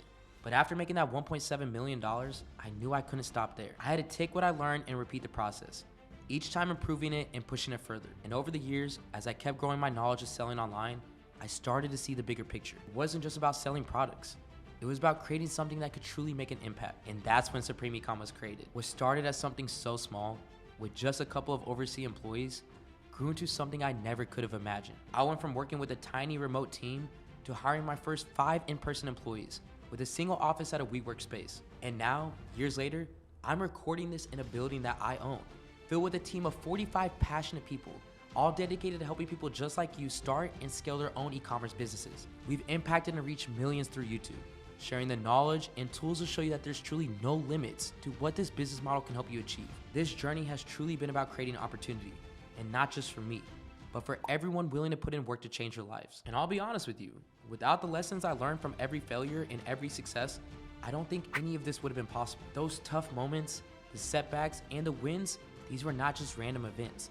They all played a part in building something bigger than I ever imagined. Along the way, I picked up 5 game-changing lessons that took me from being just a dropshipper to being a CEO running a thriving business. And if you're an aspiring business owner, these are lessons that you absolutely need to know. One of the biggest mind shifts that I had was understanding that I wasn't just in the game to make a sale.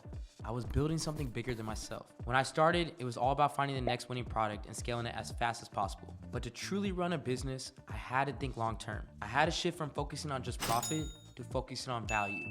Value for the customer, value for my team, and value for the business as a whole. That's when I started thinking like a CEO, creating a vision, building a brand, and making decisions that would stand the test of time, not just a test of the next trend. Second thing that I learned is when I started scaling, one of the biggest challenges was keeping up with the growth. Clients were coming in fast, but my back-end systems and operations were falling apart.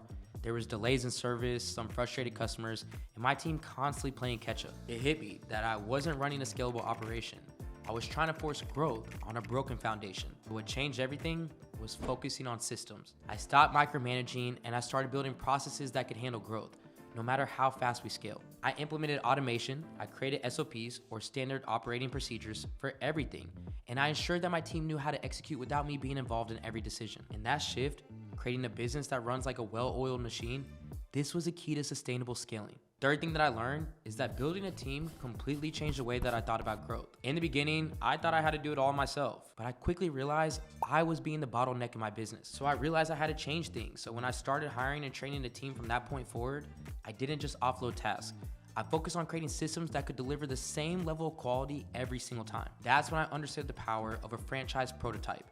Not just having great people, but giving them a playbook to succeed. It allowed me to focus on the big picture, push the business forward, and empower my team to take ownership of the day-to-day, where growth then became a team effort, not just my solo mission. Fourth biggest lesson I learned is that neither success nor failure defines you. It's how you respond to both that matters. Success can make you comfortable, and failure can make you question everything. And I've learned to treat both as feedback. So when I succeed now, I always ask myself, how can I replicate this? And when I fail, I ask myself, what can I learn? One thing that kept me grounded is focusing on progress over perfection. Whether I'm winning or I'm losing, I always come back to, what is the next step to move forward? And that's how I stay consistent through all the ups and downs. And fifth and lastly, the decisions that I made when my business hit a tough spot. I'll be real with you, there was a point where my business hit rock bottom.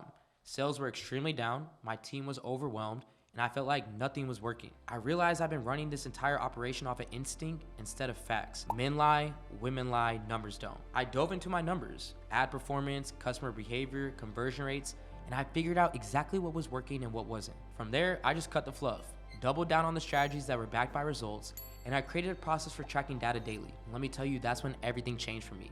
I learned that data, it's not just a tool, it's the lifeline of a successful business. When you trust the numbers, you gain clarity, make better decisions, and can pivot with confidence. That mindset has stayed with me ever since. And it's the reason I've been able to scale successfully no matter what challenges come my way. Now, with all that being said, I'm going to leave you with this. What feels like the toughest position that you've been in right now might just be the setup for something bigger than you can see. Every failure, every loss, every challenge, it's all a part of your journey to see it through. If you're still watching by this point, that means that you're serious. And that's already gonna put you ahead of most people. You've got the tools, you've got the knowledge, and now it is time to take action. So as you move forward with finding winning products, running ads, and building your store, I want you to always just remember, success comes from those who stay consistent. That first sale, it's just the beginning. But if you wanna keep learning everything that there is to know about dropshipping, I have a full playlist right here that you can meet me at. I'll see you there. This is AC with Supreme Ecom, and I'm out.